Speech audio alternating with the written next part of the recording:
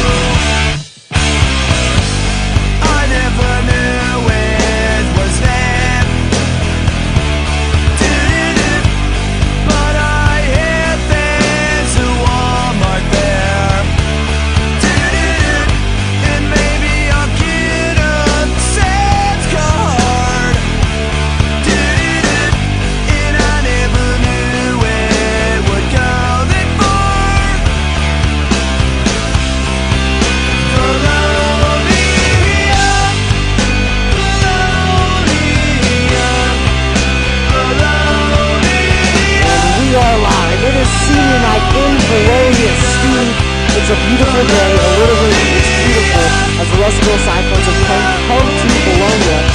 John, beautiful. Hey, that's a good game here tonight. We get 2 teams. Pretty well lost. 2 teams fired up, ready to get back in. Absolutely right, Steve. Russellville just lost to Southside over at Fort Smith, I believe. That's still a 17-21. It was a heartbreaker for Russellville. Led most of the game. Just couldn't close it out. It was, and it was one of them games that was kind of back and forth. Russellville took the lead there late, kept it, but then there at the end, they gave it up a touchdown there to lose it. So heartbreaker for them. And, Vilonia, hey, they're looking for blood coming off the loss. Absolutely they are. Hey, Steve, we got 1 minute, 15 seconds left. I wasn't aware of that. I was not aware of the clock that we now have. Speaking of new things, we got a camera. We do. We do, and a brand new camera. Also tonight, instant replay will happen. No. Yes. You're joking. I have it up, ready to go. We've played with it, and we're going to be going with it. Hey, Steve, as long as you played with it, I'm happy that we have it. It's going to be great. It's something we can bring to the fans. They've been wanting it. Hopefully tonight we can deliver. Hey. The delivery man. I am the delivery man, but it looks like you're the one that's going to deliver, Steve, Stone Cold. Hey, by the way, I'm Grant McNew, alongside Stone Cold Steve Austin. Also in the booth with us today will be Corey Erie, Alan Wade, and the one and only Ben Duff behind the camera. Ben Duff does a great job behind the camera. We also have Jeremy Briggs that kind of works in there with him. Right. So both of them do a great job on the camera. Beautiful night here in Vilonia. It is a beautiful night. We may even get a hazy sunset, and you know how much I love those, Steve. You are. You do like those. They call me Sunset Man as well. I'm the man with many names. They call you many names. Do they call me many names? Many Steve? names. Many Some names. of them we can't say. That is a good point, Steve. There's some You we know what else cannot we got? say. What? Timeout with Tom Lingerell. Exactly right, Steve. Let's play a little commercial, Linda Marie's, and then we'll go to that. How's Go that ahead. sound? All right.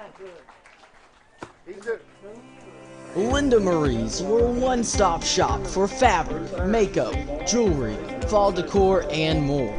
Located on Highway 64 in the Vilonia Commons, Linda Marie's is a hidden gem and a staple of the Vilonia community. Linda Marie's is always showcasing seasonal deals and special offers, so come see them today. Linda Marie's, a proud sponsor of Vilonia Eagle Vision and Vilonia Athletics.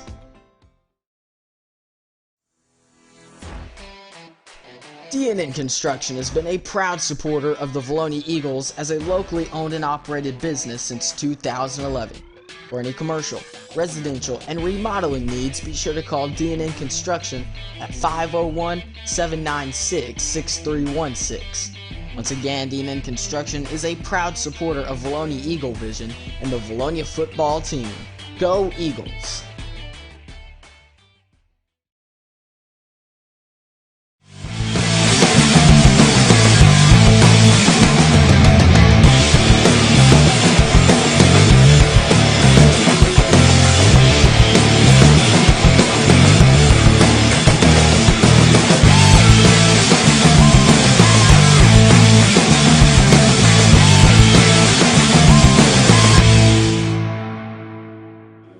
Welcome to this week's edition of Timeout with Coach Todd Langrell. I'm Corey Erie. Of course, this is Coach Todd Langrell. Good to be with you again. Nice to be here.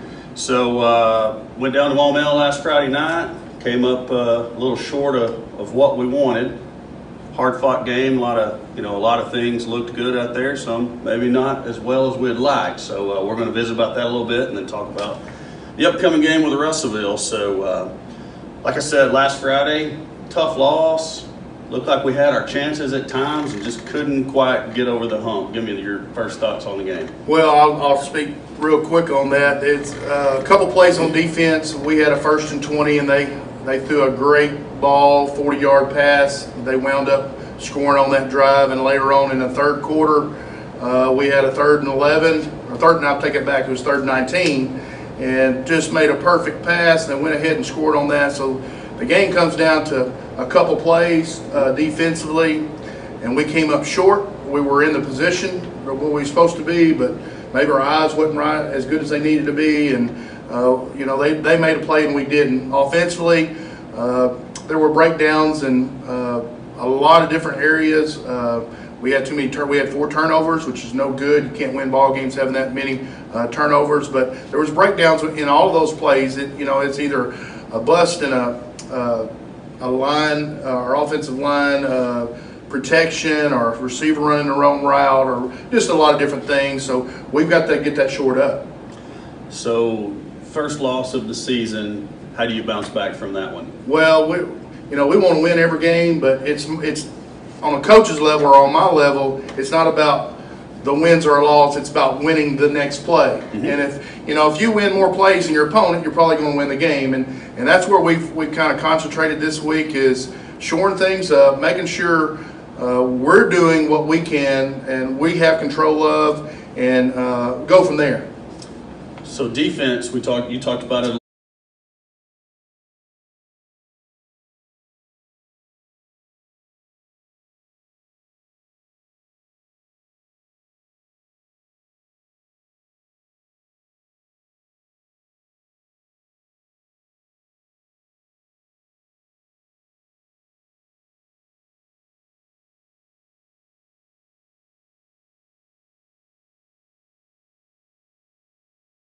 Well, if a team doesn't score, you don't ever lose. Right. But we played 37 kids last Friday night, and there's some kids that we depend on more, and we're waiting. That's not what we don't want to play. We want to have 11 play defense, 11 on offense. But sometimes it doesn't come down to that. But we're waiting on a few guys that will step up and take that challenge, and we want them to. And we hope that happens this week. And we need some depth. We absolutely need some depth. Agree with that wholeheartedly. And from the benefit game to the first game to the second game, you're seeing some different numbers out there making some plays. So there's some other players. And we substituted some people that didn't play last week that didn't make plays, and it was very evident. We could have had some losses, plays that went for pluses should have went for minuses. Sure. So we're trying to get there where we need to be, but it's just not there yet. Still the non-conference season. Yep. Got to build on to get to the games that you really have to win to make the postseason. We're not happy about that game. I'm just letting you know we need to do better as coaches. I'll put it. We need to do better, and I think we've come a long ways. Just today is Wednesday, and we've gotten better this week. Very good. Offense, just from where we sit, we don't know everything that goes on, obviously, but we just don't look to be quite in sync on offense. Yep. Is a part of that has to be the weird start to the season and a little bit of lack of time to prepare, but what are some of the other factors that are causing the offense to kind of just not have that rhythm yet that we need? Well, there's a lot of things in it, and number one is being selfless as a receiver. When things are not maybe coming to you, still running the right route, or being, just be honest with you, going brain dead sometimes and not concentrating, focusing on the play, or maybe not even hearing the play and just doing your own thing. So, we've got to shore that up. And of course, we all know we can't have the turnovers. I mean, that's the bottom line. You have 4 turnovers, and it's 14-8. Going into the, got 6 minutes left in the fourth quarter or 7 minutes left in the fourth quarter, and we get a stop, and we have 3 minutes to go score, and we don't. I mean, we feel like, we can score at any time, but right now, we got to get better. So, almost sounding like a broken record here from the previous weeks, but I mean, it is what it is. How do you adjust to even having more players in quarantine this week than we had last week? Well, that's we talked about it earlier. That's out of my control. They tell me somebody's gone, and we just got to get other people ready. It comes down to a matter of inches. If you're 6 feet away from somebody in a classroom, and we've got around 8 being quarantined this week, we do get Jake Fawcett back this week, and he will play. He's a kid that he's at home running, lifting, and our coaches are always your Zoom meeting with him. So he's up to date. He's ready to go. Great. That's great to hear. Good to have him back this week. Hope to get those other players back quickly as well. Okay, so again, keeping in theme with the weird year that we're having with the COVID-19 and whatnot, senior night, we're going to have the second home game of the year. Talk a little bit about your seniors. And I mean, I understand why we're doing it. We want to get it in right. case none of us want to talk about happens. Just talk about your seniors for a little bit. Well, that group, I can remember that one of the first days I come in here, they were sophomores, and I remember Cesar Fuentes over here on the squat rack, and he couldn't even squat, the bar. And he's come so far, and not just him, but Ethan Stout, Luke, all those guys, Parker Bean. We have 12 seniors, and really 4 of those seniors, actually we got 13. We added a new one this week, a transfer. We've got 13 seniors, and 4 of those guys, this is their first year to be in the Vilonia football program. Okay. So, the 9 guys that we have that's been here, they went through off season. They've gotten better every single year. We wish we had a bigger senior class. I think it'd make us better, but those guys that's been here, they're not complainers. They get the job done, and they want to contribute however they can. I've always talked about that class, watching them come up through even Pee Wee, 7th grade, whatever. They're kind of this. They just play football hard. They're maybe not always the most skilled guys out there, but they play hard. So kudos to the group of seniors, and appreciate your hard work over the years. Hope you enjoy your senior night tonight. All right. Let's switch gears to Russellville. Got the Cyclones coming in, a 6A opponent this Friday night. Talk a little bit about their offensive attack, and, well, let's do that first. Okay, Talk about what you expect to see out of offense. Offensively, they're a take a shot down the field team. They're a spread team. They're 70% pass. I mean, they like to throw it around. They actually have been negative in rushing the past 2 games. Now that they've had some snaps over their head, but still, they like to throw the ball around. They don't have a player that just really stands out. The quarterback's not bad. They rotate a running back in. They've got a couple tall receivers like to get the ball to, but it'll be a task for us. I think we're ready for them. I think if we play well, things will go our way. Very good. So I was going to ask about playmakers. You say they really don't necessarily. I mean, they rotate. Being a 6A school, they got a lot of kids, and they rotate a lot of people in and out. They got 3 or 4 running backs, and they just rotate receivers. And here again, quarterback is not bad. He throws a good deep ball, and that's kind of their identity that I see on film. Throw it up, let your receivers go make a play. All right, very good. So what type of defensive scheme do the Cyclones bring? They're a 3-4. Most teams that we play is going to be an odd front team, and they're going to blitz. they'll stack the box with 7. I feel like that's what they're going to have to do with their passing game being limited the last 2 games. I feel like they're going to try to stop the run and make us throw the football. But here again, I think we've had a good 2 days of practice with some confidence building. Our receivers have kind of competed. Yesterday was probably the best day of competition that I've had since I've been here at Vilonia, as far as competing. A guy saying, let me go up against that guy and getting better. So, and we won some battles defensively and offensively. Great.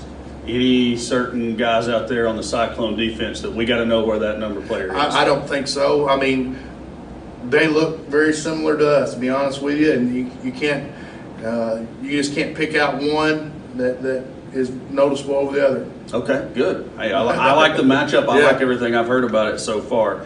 All right, last question for this week's show, and this one's a little bit of a non-football type question, but a little bit of a feel-good type thing. Bring in the family situation to a football coach. So we're in the 3rd week of a long season. It's for sure 10 weeks, but you go into every season planning 11 plus. So what kind of a toll does that take? I mean, I know you guys put in a lot of time up here with these kids. I mean, early mornings, late afternoons, late nights coming home, weekends. How does what kind of toll does that take on your guys' spouses and your family during the season? Well, I wouldn't say I'm a veteran coach, but my wife knew what she was getting into. Sure. The younger coaches that have kids and young ones, it's a lot more difficult on them, but we work a 7-day work week from first week to week 11, and we do spend a lot of hours up here, and, it does take its toll. I'm not one to be up here and watch paint dry, and what I mean by that is when it's over, hey, I'm saying let's get out of here, Sure. Go get with your family, but we do work 7-day work weeks, and it does take a toll, and we have to have special wives, and I know I do. That seems to be a common thing among a lot of coaches. They always talk about, I couldn't do it without the wife that I have, no way. She's my supporter. Yeah, no way. My wife is unbelievable. I've got a chance to meet her. She's a special lady. Yep. You're lucky to have her. Oh, man, no doubt. Coach, any last thoughts on last week's game, this week's game, anything else you want to throw out? Well, we're going to get better. There's no doubt about that. We don't have all the answers, and there's a lot of people maybe in the stands or viewing the game that think they have the answer, and just know that we don't have all the answers, but we're working hard to try to find those, and we want to get better each and every day. But I'll tell you what, we love your kids, and we love coaching your kids, and that's why we come to work. Coach, I appreciate the time as always. Hopefully, Steve will be able to be back next week. If not, I'll be here Come again. This has been Time Out with Todd Lingrel, and we will catch you next week. Go Eagles. Go Eagles.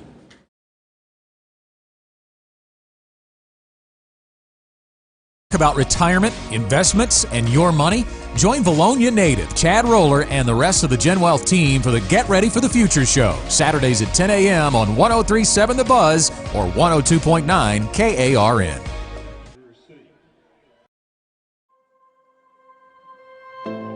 Are you looking for a pharmacy that does more than just hand out prescriptions in a paper bag?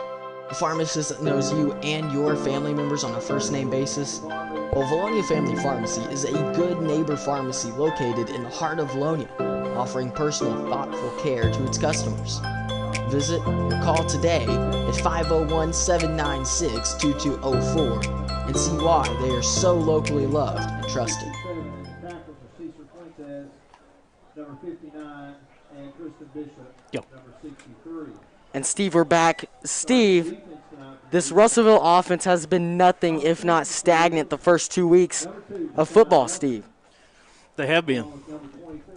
Sorry, I was doing something on the computer. Oh, I got you. Look, it's okay. It's okay. Week 1, Russellville beat Morrilton 15-10.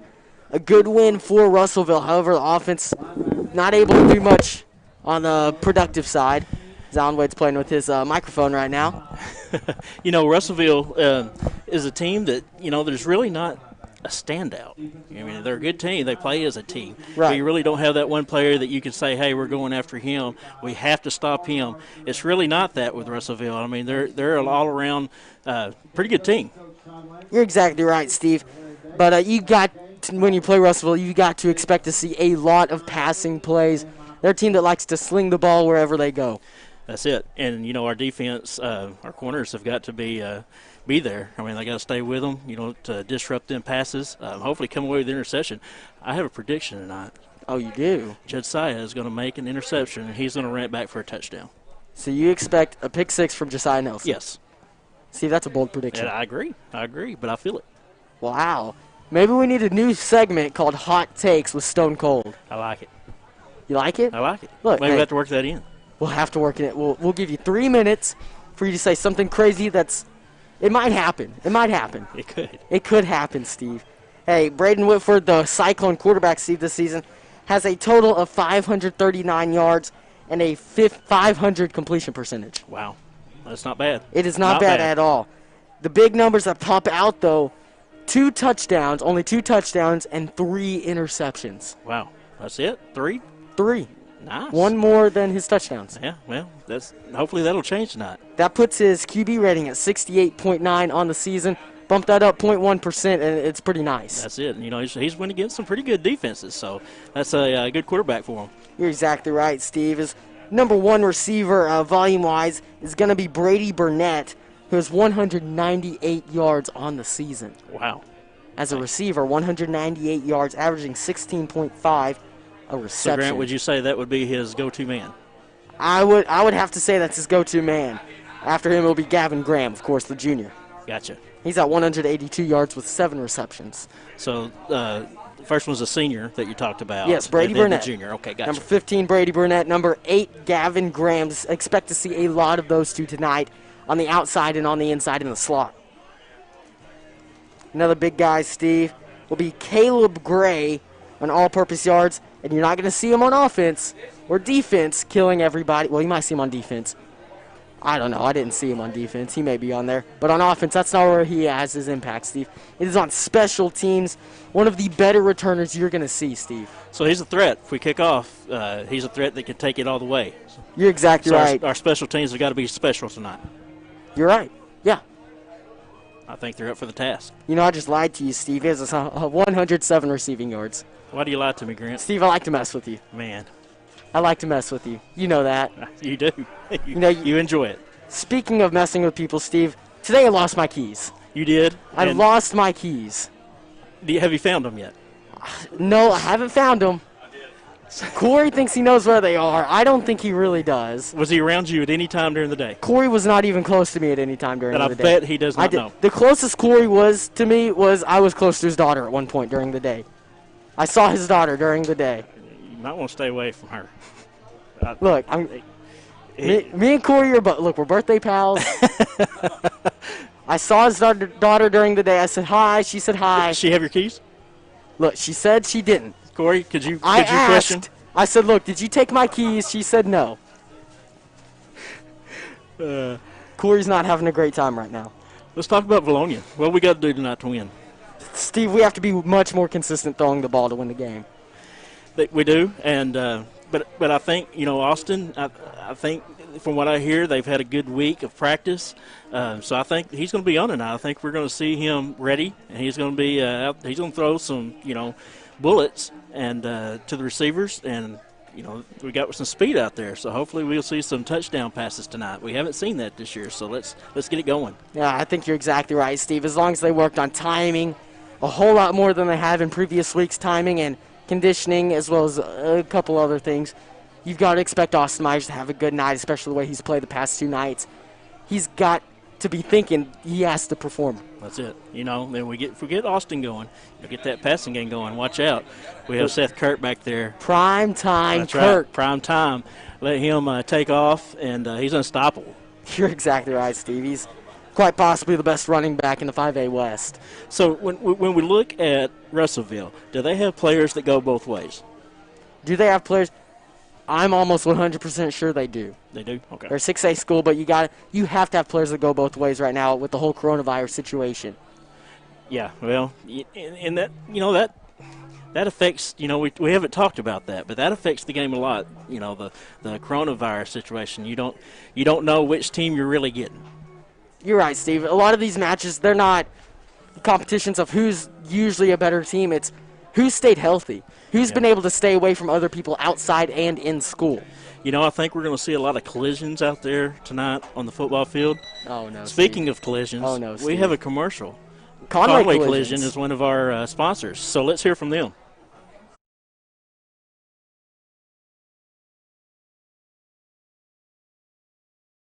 When you're in an accident, sometimes it's hard to make a decision on what to do. At Conway Collision Center, we'd be happy to walk you through this mess. As a family-owned, long-standing company, we walk you through every step of the process while valuing and respecting your car like our own.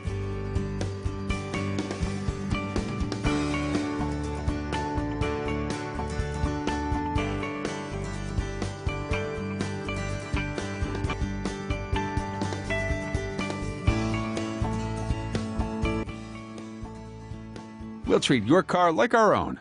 Our reputation depends on it. Vilonia Pizza Pro is a locally owned and community-oriented business focused on serving the people of Vilonia. Check in regularly for special deals and new menu items. On Friday nights, catch Eagle Vision live in the new dining area featuring 4 big-screen TVs. Pizza Pro of Vilonia is a proud supporter of Vilonia football and the Eagle Vision broadcast.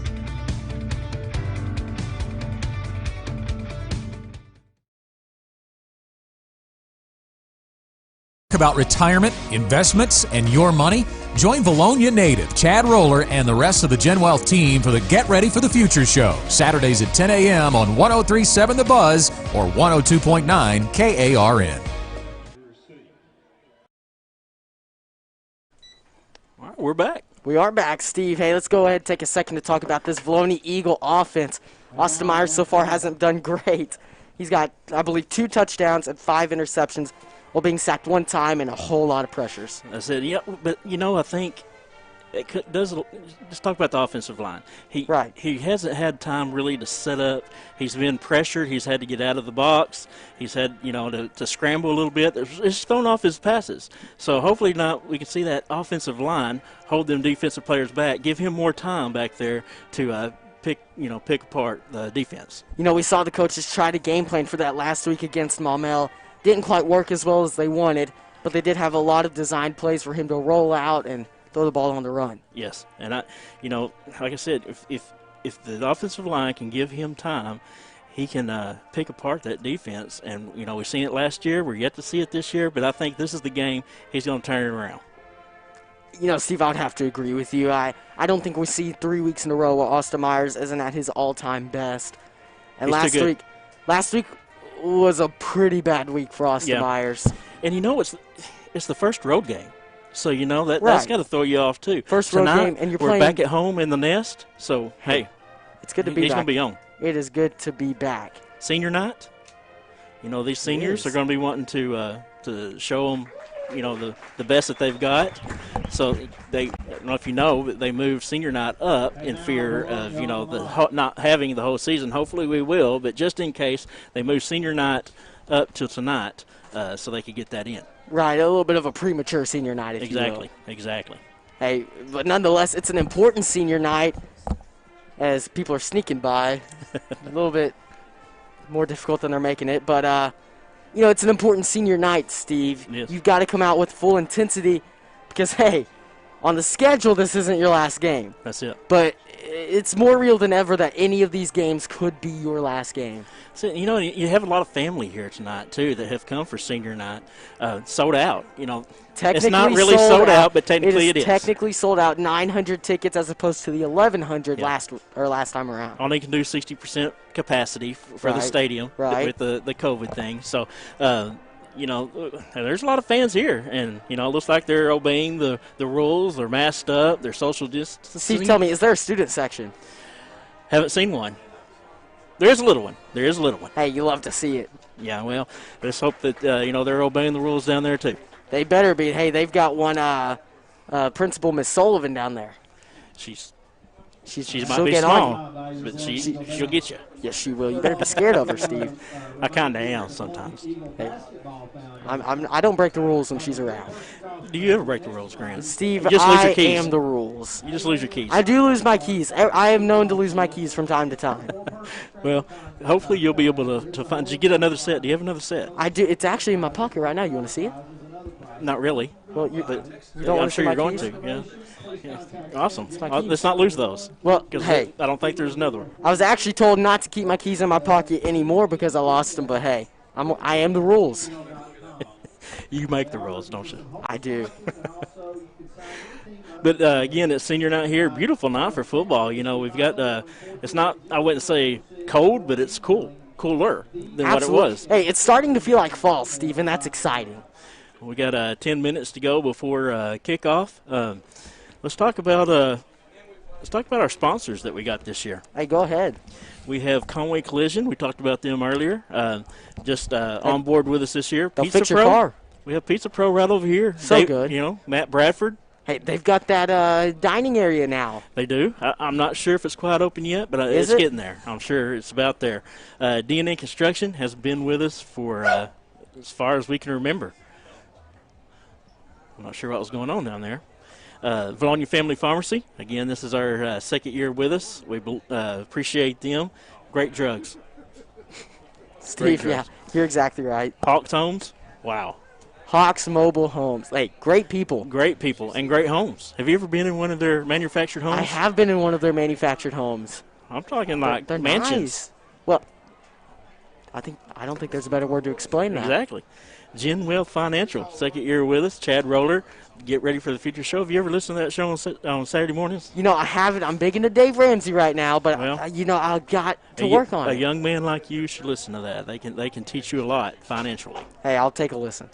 Linda Marie's. What can you say about Linda Marie's? They're just so exciting, Steve. I love Linda Marie's I know so you much. get excited a lot when you go in there. Look, I get more excited in Linda Marie's than I do in any other store. And Charlie's Corner, you got that too to get even more excited. They got for all sure. your men needs. Maybe even twice as excited. Shoes, great shoes. I have some on right now. They've got Hey Dude shoes. They do? I mean, it's just whatever you want. I agree. Charlie's Corner. Charlie's Corner is where it's at. Well, speaking of that, hey, let's look at Hawks Mobile Homes. Okay, Steve, roll it. The new Hawks Homes, you will be amazed the moment you walk in. Check out our website, take a virtual tour of our homes, see us on Facebook. There are hundreds of floor plans to choose from. Our family team is trained to design the perfect home for you. We deliver anywhere in Arkansas and surrounding states. So come on by and visit the Hawks family today. You'll see why we're Arkansas's #1 dealer, Conway and Little Rock. Hawks Mobile Homes, we're home sweet home. Located on Highway 64 in the Vilonia Commons, Charlie's Corner carries Lucky Brand and Duckhead clothing. Charlie's Corner also offers Oxford golf shirts and polos. Be sure to check out their Razorback apparel as well as Hey Dude and other top name brand shoes for men. Charlie's Corner, always a proud supporter of the Vilonia Eagles and Vilonia Eagle Vision broadcast crew.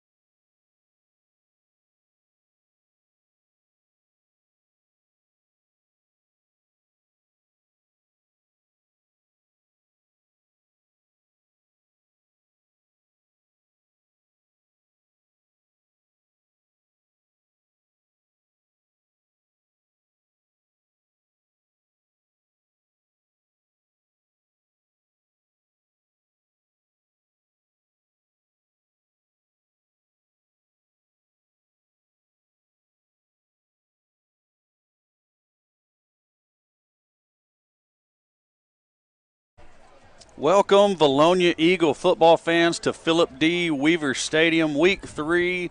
Russellville Cyclones in town to take on your Vilonia Eagles. I got my main man, Alan Wade, to my right. What's up, buddy?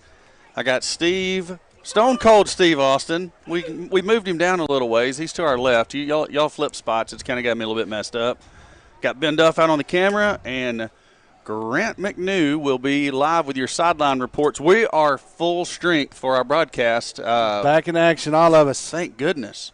Thank goodness, yes. Oh, I would be remiss if I didn't mention spotter Tim Nolan. I was so excited. I was so excited that Grant and Steve were back that I forgot about Tim sitting right next to me. My bad, Tim. My bad. All right, we got it. Hey, we got everybody. We're ready to roll. We're about to have the coin toss, and Eagles going to be making their way to the field momentarily for the pregame kickoff. Alan, we listened to the pregame show with our guys. Anything you want to add to that? You know, this is our first time ever meeting with Russellville. So as far as I could tell, I couldn't find nothing in the history book about it. They're picked number 7th in that 6A West this year, which is a pretty good little conference. And, you know, they played Motown already and played a real good game. They won that game 15-10. And then, like you heard on the pregame, Fort Smith Southside come back and beat them late. And they're nobody to doubt. I know they're a 6A team, and they're picked at the bottom of that conference, but they've got some playmakers over there, and it will be a collective group of them. You know, you'll see the quarterback, Mr. Whitfield, slinging it down the field, and 530-some-odd yards this year. That's 269 that he's averaging a game. So he can make things happen with his arm, and he's got to, because at this point they're minus 41 yards rushing on the season as a team. So a lot of that is contributed to some bad snaps. Right.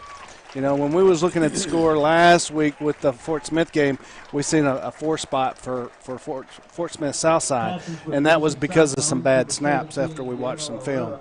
Right. You talk about a little bit about that Morrilton game between the Cyclones and the Devil Dogs, and I was talking to Coach Lingerl about that earlier this week, and he said the Devil Dogs had the ball like down around the 10-yard line and made 4 plays there near the end of the game and couldn't get it in to take the win. That's right. And, you know, again, Morrilton is struggling. They're trying to find their replacement to Criswell, and not quite got a great running game quite yet, and hadn't got things clicking a lot like what we're seeing with our Eagles. We know the talent's there. We're just not clicking it yet on all cylinders, but certainly we've got the talent in place. Noah Newman captain out for the Eagles for the coin toss. You're actually looking at the players in the Eagle ready to run on the field. They're going to run off just as soon as Mr. Newman, or not Mr. Newman, this Newman gets done with the coin toss, and they know which way they're going. I can't see 53 for the Cyclones. Cyclones have won the toss, and they're going to defer to the second half. So the Eagles will receive, and they'll be going towards the north end zone to start the game. I like that. I like to get the ball first. Let's feed the little Kirk a little bit, feed prime time, and then let's get Meyer's arm warmed up. You know, tonight, you know, I heard him talk about his struggles, but, you know, the talent's there. And let's set him up for success. Let's give him some little pop passes, some easy completions, mid-range, Right. 10 to 15 yards, get his confidence built back up because, you know, he didn't have a great start. But that's fine. We've said it multiple times. These first 3 games are to get everything right. That's in right. lieu of the last 7 games. You know, yes, Or maybe plus playoffs. He didn't have the greatest of start, but as with all the other players out here, we're dealing with 15, 16, 17, 18-year-old kids, and they've got a lot going on. I mean, it's not a normal even school day for them. Then you come to practice, then you come to games, and the crowds are less, and the masks, and it's just there's a lot of noise. There's a lot of noise out there. They're being coached differently at this point. I mean, just look at the sidelines with the buckets. There come the Eagles onto the field, led by Hank Sow and Josiah Nelson right out there in front. But, yeah, Alan, I mean, it's not. Yeah. It's we not hate to conventional continue year. to sound like a broken record, but nothing about this year is going to be normal. It's not. Until a lot of these mandates are lifted and things go back to normal. And it was like we was talking about in pregame. We were learning some new rules that could potentially come down. That oh Lord, yeah. That we've not even heard of until today, and until we get some more data on that, some more information, we'll pass it on as we learn. Absolutely, yeah. I think we're gonna have Mr. Newman, the actual Mr. Newman, yes, come up and the OG, come up and talk to me and you at half while Grant and Steve are doing their thing. We do have a halftime interview. Dr. Stevens, Vilonia superintendent, is going to come up and interview with Steve at halftime, so you can look forward to hearing that. Looks like the Eagles are going to put Josiah Nelson, number 2, and Cannon Bartlett, number 32, back deep. Playing our kick return a little different than normal. Hinsley is an up back, and so is Jake Fawcett. Maybe we expect the Cyclones to do something short, something on the ground, onside. I'm not sure. Fans, are you ready for some football? Kick is away. It's going to go deep. Pins Bartlett back in the corner at the 5. Out across the 10 to the 15, and he is just swarmed by a group of Cyclone tacklers right there at the 10-yard line. Met with some bad intentions right there. See the chain gang over there? They posted up on the north end to see them going to work. Oh, Kenny Wayne, he's back at work. Wayne Bartlett in the house. Yeah. Coming off of DL. Yeah, back off the PUP list, if you will. So Eagles are going to put a sniffer back in on the first play. I can't get his number just yet. Erie's wide down here. Kirk in the backfield. It's going to be Kirk straight ahead. Sidesteps the first tacklers. It's going to be a good gain. Not as good as I thought. About a 3-yard gain. 4 yards. Hey, again, 3-4 yards. They're going to mark him for 3-yard gain. So that's what we need to average on the night. And Kirk coming in on the season's averaging 7.9 yards a carry. Right. So keep feeding the beast. Millsap is the sniffer back. That's going to be Kirk again, straight ahead. Going to push forward for a couple. Bring up a 3rd and 5 from the 20. Russellville's doing a few things different than what I've seen them do on film. But they had you had 2-7 marked in the book that you got to do something with this cat. Right. All right, let's see what the Eagles dial up here for the 3rd and 5 play. Myers, straight drop. He's going to throw the tunnel to Hinsley. Hinsley has it. He's got room to run. He's out at the 30, 35, 40. There we He's go. going to be taken down up near the 45-yard line. That's looks like, yes, 45 is where they're going to mark him down. 27 yards on the catch and run by Hinsley. That's what we need to get the young Myers excited. That's what we need right there. Nice easy pass, a good run after catch for the first one. Let's get it going. Kirk again. There going to bounce it to the outside on the right. Get off of me, sucker! That almost looked like a face mask, and Kirk fights out of it and continues up the field for about 3 more yards. I don't know how you don't call a face mask when his getting pulled down. Head almost touched his knees. I mean, my goodness. 8-yard gain on the play.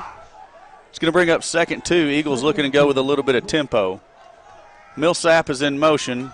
I like the sniffer back. It's almost like a offset eye. Millsap coming back to this side. It's going to be Kirk again. Kirk up off right tackle. He's got running room out across the 40. Easy first down. Big hole by that O-line. To the 38-yard line. 9-yard carry by Seth Kirk, and he's doing what he does. Hey, even on that screen pass, that O-line, they were coming out going to work. That's Ledoux, Millsap, Forte, Kimbrell, Bishop, Myers Watson. gives to Kirk again on a little bit of an errant snap. Good job by Myers and Kirk to get a hold of it and get the exchange. 2-yard gain as the defense of the Cyclones kind of clogs up the middle that time. Yeah.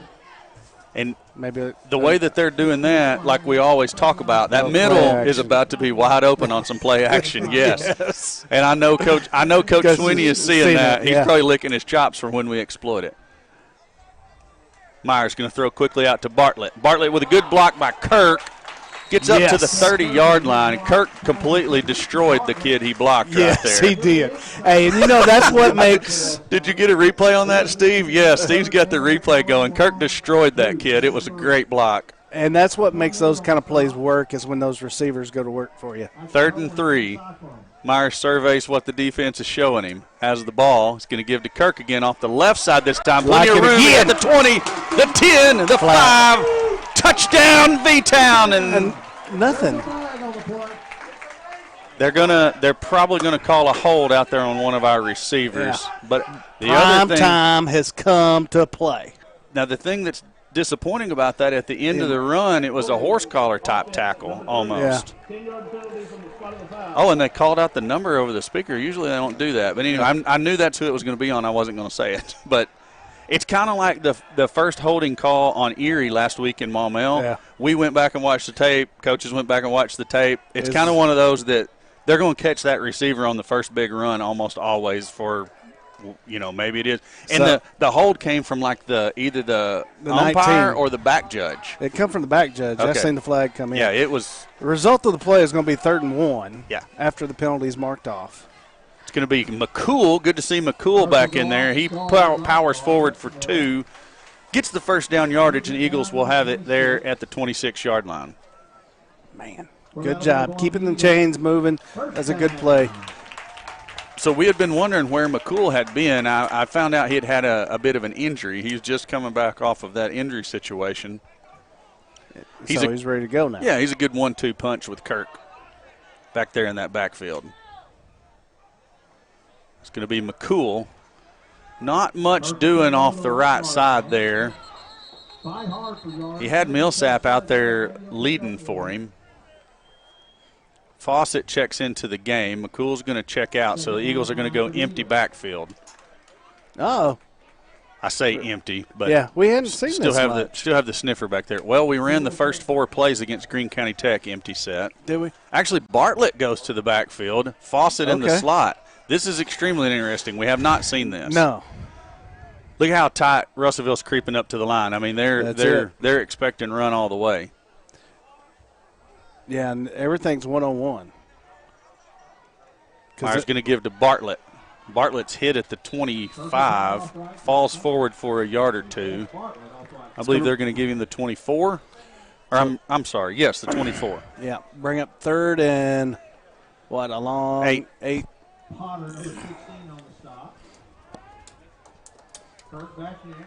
Kirk checks back in. Millsap stays in at sniffer. 4 down territory or field goal range, Allen? And we see Mr. Newman. The other Mr. Newman. That's going to be Kirk off the left side. He's hit immediately. I mean, the line was blocking, but there's just too many Cyclones getting to the point of attack. They are. They're coming downhill quick. And that's right for the picking. I guess the coaching staff fixing to answer the question right here. 4th and 9 from the 25, so you'd be looking at a 30, 42-yard field goal. Yeah, and that's in his range. It is. We've seen him kick them from 50-something in practice and in warm-ups. Eagles looking to make a statement here. Going to try to put the pressure on with 4th down. Myers, straight drop, plenty of time. Line holds up. Erie on the comeback route. There we go. And it's going to be just enough for the first down. Good job by Erie to get where he needed to be. That's right. He knew where the first down marker was. He got there. He broke. Myers put it on him. That's what we've been waiting to see out of Mr. Myers. And that's those easy throws that help set him up and give him that confidence. I mean, Erie just runs his guy up the field and turns around, and the defensive back is out of the play. He is. Takes him way out of the play. Kirk off the left side, hitting the backfield, bounces forward for a couple. I believe he's going to pick up 2 on the play, out to the 14-yard line. Maybe just 1. I can't tell. It's a bad angle for me. It is. Is that a 1 or a 1-yard gain? 1.5. We'll call it 1. How about that? I bet that's how it goes on the stat sheet. Yes. It's not going to go down for 1 3/4. I don't think they have that tick mark. Kirk again stumbles as he takes the handoff, powers forward up the middle. I believe they're going to give him about a yard. Now it's time for a little of that play action, maybe. And, on the passing plays, the line has held up well. Myers has had time to survey the scene and see where he needs to throw the football. Interesting to see what we do here. I mean, look, pre-snap, you got all three backers coming up showing blitz. And the safety's in there tight. Fake to Kirk. Throw the tunnel to Hinesley with the coverage draped all over him. I think he's going to have first down yardage, Allen. The official's walking in at the 5, so that indicates first down from our viewpoint because it looks like the 6 is first down. I think we're going to get to see the hardest working chain gang in the business right here on the first offensive drive. Let's see them go to work. We ain't got to see them come out. Yep, okay, we're going to have a measurement. We are going to have a measurement. Let's talk about these guys a little Okay, bit. well, let's see here. You got Kenny Wayne Bartlett holding the down marker. Actually, no, somebody called a timeout, or are they just all running to the sidelines for? Maybe it's new protocol. Get everybody out of the way. And not bring any potential. Looks like we got Moran on the upfield stick. That's Chad Moran. Got Martin McKissick on the downfield stick. Oh, that's Vines. Okay, not Moran. So Moran must not be here tonight. Yeah. Looks like it's there. First down, Eagles. Like I said, Kenny Wayne Bartlett holding the down marker, and Billy Sow is the clip man. Man, Billy Sow's got some big shoes to fill there. He does. Well, an even bigger head to fill. Exactly right. Chris Lee with the biggest head in the business, and he'd tell you so. He would tell you if he was sitting here with us and laugh about it. Yeah. So, that pass has got to be inside the 10 because the chains are gone. It's at the 5. Oh, okay, yes. I'm sorry. I had a Corey moment. That's all right. It happens. It happens. I formation from the Eagles. Looks like Campbell Ozier is the fullback. Archer was the sniffer. Running downhill. Seth Kirk. And that's, something you haven't seen out of the Eagles. I don't remember. When was the last time you saw the true eye? I don't know. I don't know either. Maybe a little power eye back in the day. Yeah. So Archer and Ozier check out. Erie and Hinesley back in, as well as Bartlett. Millsap stays in at the sniffer position. Myers fakes. He's going to keep it himself, and he's probably wishing he didn't right now. Yeah. The linebacker saw it and got off of the block over there. And Russellville made the said we ain't having none of that. No quarterback keeper tonight. So hey, it was a good. A good play call, and it was a good choice. That linebacker just got there really fast. Their linebackers are not that big. Let me find them real quick. That's all right. Ozier's checking into the sniffer position. Millsap's going to take a break. Third down and goal at the 5. Number 43, Hips, is one of their go-to linebackers. He's a junior, 5'9", 150. Fake to Kirk. Myers rolls right. Backside. He's going to keep it and get in there. Touchdown, V-Town. Myers took about 45 seconds to get 5 yards because he had to come from the far side of the field. But he finally gets there, and the Eagles are on the board with 6. And we will go to Grant quickly after the PAT, and then we'll catch Linda Marie's on the backside of it. How about that, Steve? That work? Okay. How about that? Erie is going to be the holder. I believe that's going to be Stout as the deep snapper, and Noah Newman to kick. Snap is good, hold is good, kick is good, and you know what else was good? The blocking that time, Alan. Something that Nobody we struggled coming off with the last edge. week. That's right. So with that, Eagles lead 7-0, and we're going to take it on down to the one and the only Grant McNew. Guys, who says quarterbacks can't move? Austin Myers, a little bit shifty there and a little bit scary if you're on the Russellville defense. Yes, I was catching up on some stats over here, so I'm not 100% sure what you said, but here's what I do know. Myers, 4 for 4 for 56 yards on that series. Some really good throws. Hey, that's a whole lot better than 2 touchdowns, 5 interceptions.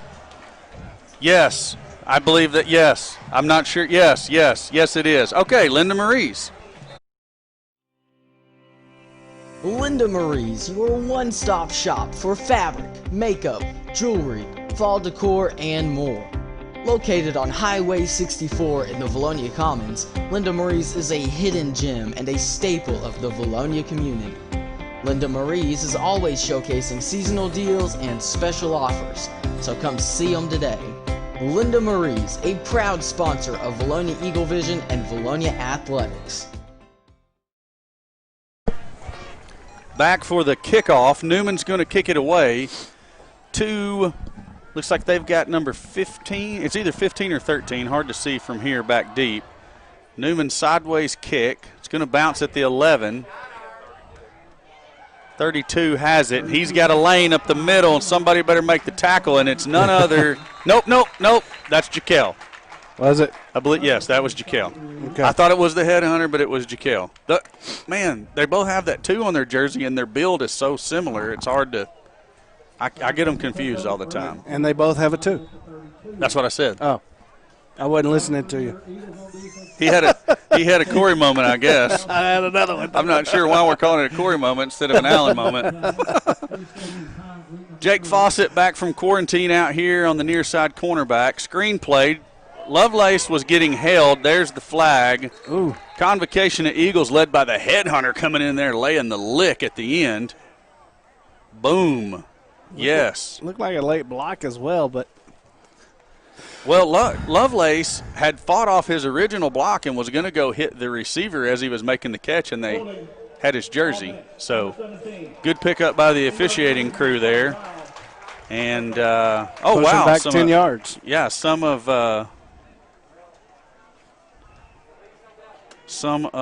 Austin Meyer's family is tuning in from Utah. Good. Good to have you. First and 22 for the Cyclones. Anyways, let's see here. I'm trying to pick up some of these other numbers. Swing pass out into the flats. It's going to pick up a couple. You know, like they said in pregame, Russellville, 70% pass, 30% run. A lot of that's just because they can't get anything generated with their run game. So, yeah, like we said earlier, Whitford. I mean, he's got a pretty decent arm. You know what I had heard from some of the film study from some of the players was that they expected Russellville to try to take some deep shots early. Haven't seen that just yet, and this may be it. And he takes a lick, and Honsley has the interception at the 40. The 35 spun down there. And he missed a hit. Whitford takes the hit, and Honsley makes the interception. Eagles are going to have it 1st and 10 at, where is it, the 32, 33? Yes. But what I seen in film this week was that he does take those chances, and he does try to fit balls in tight windows. On the quarterback. Lovelace is going to come into Honsley's spot while he gets a little bit of a water break after a couple of shots there after the interception. Millsap stays in at the sniffer. That's Bartlett in motion. Pop pass to Bartlett. Bartlett's got blocking. He's out at the 20, the 15, 10, and he is tackled from behind, but down inside the 10, it's going to be a 1st and goal, Eagles at the 8. Erie down there blocking. And Erie was blocking right, but when Bartlett had to cut back in, that allowed that chaser to catch him. Again, great blocking by the line and the receivers. I'll talk about that 1 second. It's going to be Kirk. He's going to pick up a couple. So what we did was we pulled a guard on that play, and so we had a sniffer and the whole right side of our line and a guard leading. Yes. So they collapsed the right side or the defense's left side. Erie had a good downfield block, and like you said, the only thing that kept Bartlett from getting 6 was having to cut back inside that block instead of outside. Kirkhoff left tackle, bounces off of a tackle, touchdown, V-Town. Eagles lead it 13-0. Prime time has come to play. Prime time has come to play. Prime time do what prime time do. So, yeah, getting some comments on the replay. Stone Cold Steve Austin got that figured out for us this week. It's a little something we've added in. Glad to be able to bring it to you, and it's kind of we'll talk about some of our sponsorships later and how we took some of that generosity and turned it into something positive for you guys at home. That was so good you get to see it twice. Erie puts it down. Newman puts it up. It's through, and the Eagles lead it 14-0. Steve, hit me with a couple of commercials, please, sir.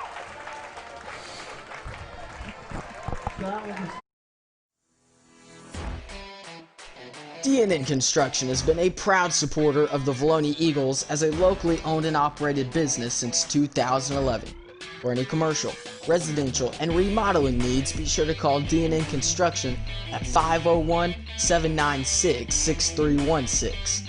Once again, D&N Construction is a proud supporter of Vilonia Eagle Vision and the Vilonia football team. Go Eagles! About retirement, investments, and your money? Join Vilonia native Chad Roller and the rest of the Gen Wealth team for the Get Ready for the Future show, Saturdays at 10 a.m. on 103.7 The Buzz or 102.9 KARN. Back to the field. Newman set to kick it away. Seth Kirk, 10 carries so far for 36 yards and one touchdown. Myers got the other one. Yep. Good scramble there on that first one by Myers, too. Being denied to the left, and Myers is being 5 for 5 for 82 yards at this point. Newman puts a charge into that. It's going to be taken by Donahoe back at the 5. And he's one of the guys that does have some speed for Russellville. He gets up the field in a hurry. You know, late in their second game against Fort Smith, he was getting some carries. So according to their stat sheet, let me find it under this. Riley Waterman on the tackle there for the Eagles, one of the seniors tonight that was honored in our pregame festivities for senior night. Doing that a little bit early to hopefully just to ensure we get it in. Yeah, we don't want to talk about why we wouldn't, but right. Whitford is going to be taken down in the backfield. Suplex tackle by Ozier. Coming. He came off the top rope for that one, didn't he? Oh, man. A little WWE style right there. I love it. Yeah, so Russellville's line, just, last week we was talking about 1,300 pounds. This week we're talking just 1,200 pounds. 100 pounds of difference. They average 247. So not quite as big as what we'll see a lot in the 5A West. Whitford's going to give it this time to the back. That's Donahoe. He picks up a good gain, gets all of the lost yardage back. And he's got a little waggle to his wiggle. He does. Got a little jukey juke. Fawcett and Hinsley in on the tackle that time. We'll see Donahoe and Latrell Thompson, number 7. Did I say his name? Thomas, yeah. I was more worried about the Donahoe. Yeah, we got that one right. Thank goodness.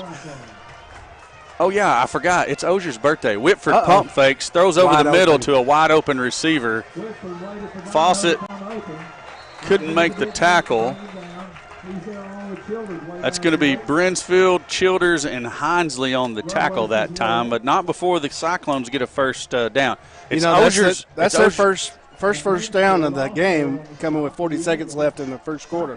It is, yes. So Thomas does check into the backfield now for the Cyclones. It's Campbell Ozier's birthday. I forgot to mention that. Turned 17 today. Happy birthday, Mr. Ozier. Matching his jersey number.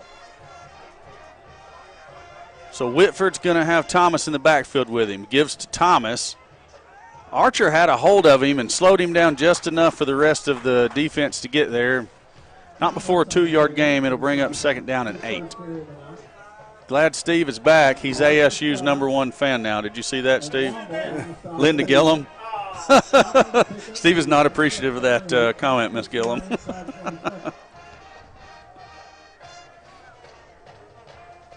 Thomas is going to stay on in the backfield with Whitford.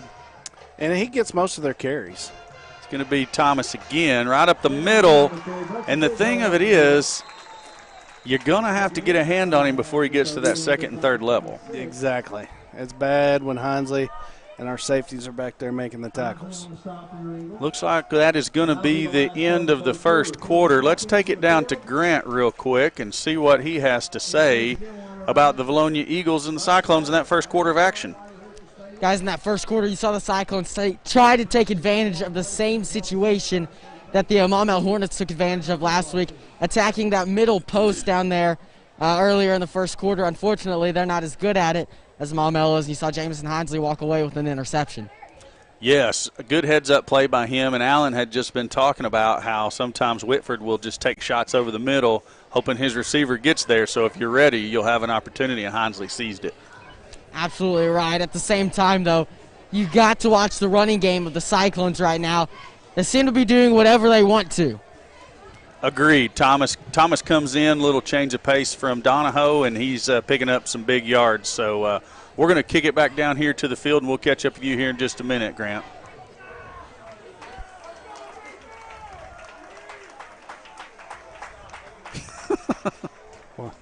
Somebody says they're at the game. They're probably listening to us and watching us up here too at the same time. So it's going to be 1st and 10 for the Cyclones. They're just outside the red zone. I believe Donahoe has checked back into the backfield. Yeah. Actually watching him run tonight, Donahoe, pretty impressive. Whitford's gonna He's drop. wide open again, right up that seam. Yeah, all they're doing, and Eagles do make the tackle before he gets to the end zone. It's going to be Brinsfield, I believe, on the tackle. I'd like to see. I missed what our linebacker's done there, but he's just running that little seam run. Yeah, seam right out of the backfield. Yep. They've got that's an interesting formation, just a jumbo set. Yep. Donahoe's going to be in there. Touchdown Cyclones. Well, they did respond. They did indeed. They did indeed. I didn't want them to score, but I want to continue our pace. I don't want us to get comfortable. Yes, absolutely. Steve, we'll catch up those commercials that we missed after the PAT here, and then we'll catch back up on our list there on the next one. There's the snap. There's the hold. Kick squirts through there. It's going to be a 14-7 Vilonia Eagle lead. And Steve, let's pay some bills, buddy.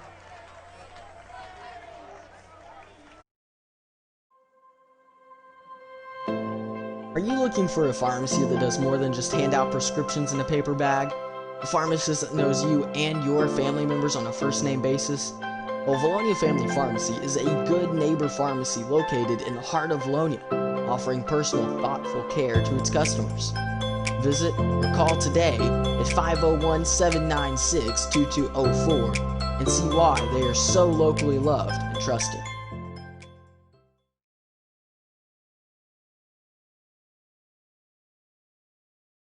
When you're in an accident, sometimes it's hard to make a decision on what to do. At Conway Collision Center, we'd be happy to walk you through this mess. As a family-owned, long-standing company, we walk you through every step of the process while valuing and respecting your car like our own.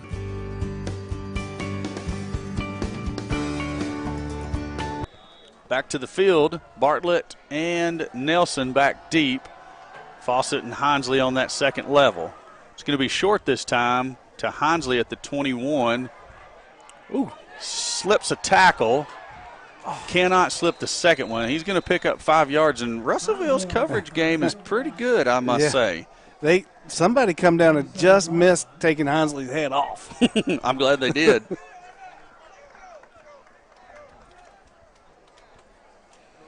So the Eagles will start out this possession at the 26-yard line.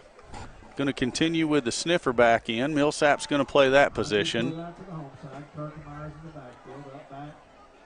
Bartlett's the man in motion. Going to give to Kirk off the right side. Good run by Seth, but hey, he's one tackle away from breaking that. Hey, look at here. It's one of our favorite dudes of all time, Luke Trubiano checking in. What's happening? Truby, we wish you were here with us in the stadium, but since you can't be, I'm glad you're here with us on the broadcast, bud. Oh, hammer. Kirk off the right side. He's got a little bit of running room that time. And they're saying down. Cyclones thought they had something big, but the officials are saying it's down.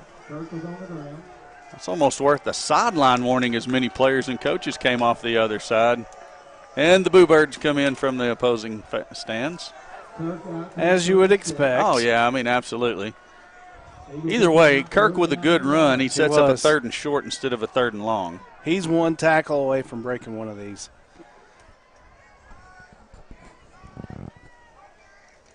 Kirk again right up the middle. First down yardage to the 38. Got just what he needed to.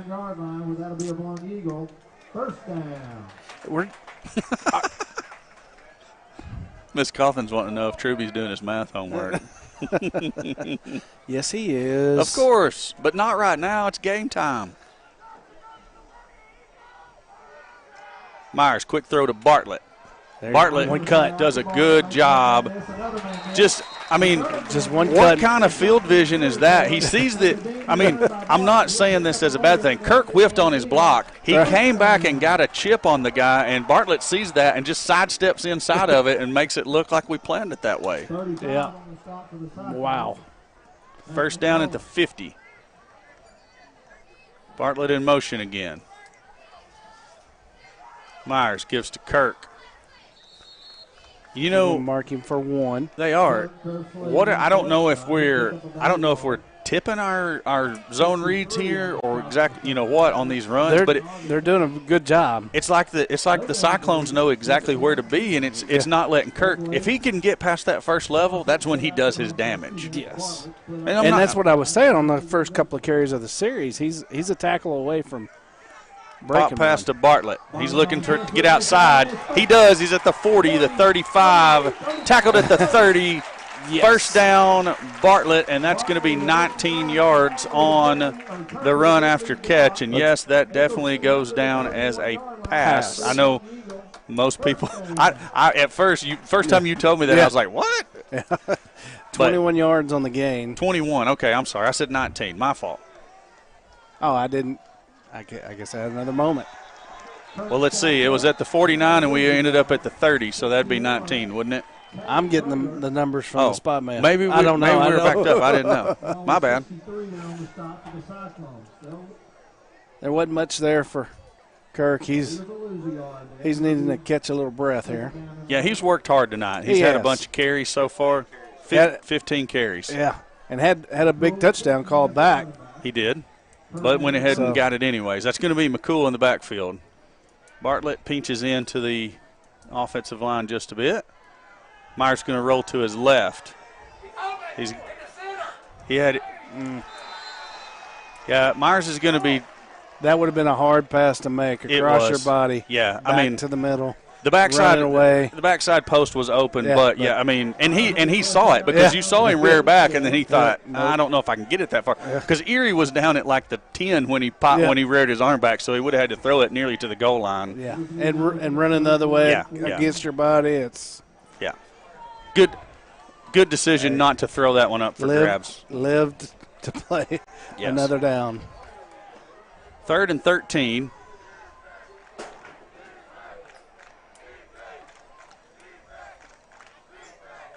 Myers straight drop. He has time. Now he's going to be flushed out of the pocket. Good job breaking tackles. Now, is that Watson that had a hold of him? Yeah, let's go. All right, we're going this way. It's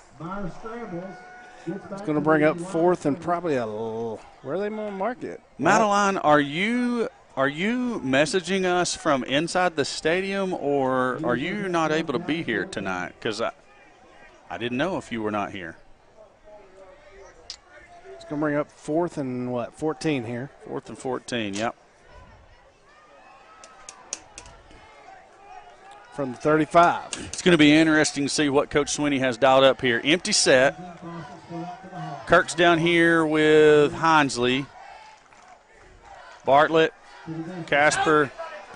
Myers open at the 15, 10, 5. Touchdown, V-Town. Myers to Hinesley for 35 yards and a score. And that was just a little skinny post, Alan. Yeah, that's it. Same thing Russellville was doing to us. We checked it. It's open for us, too. Great call, great execution. 6 points on the board for the Eagles. Got a PAT yet to come. I can't hear Mr. Dell.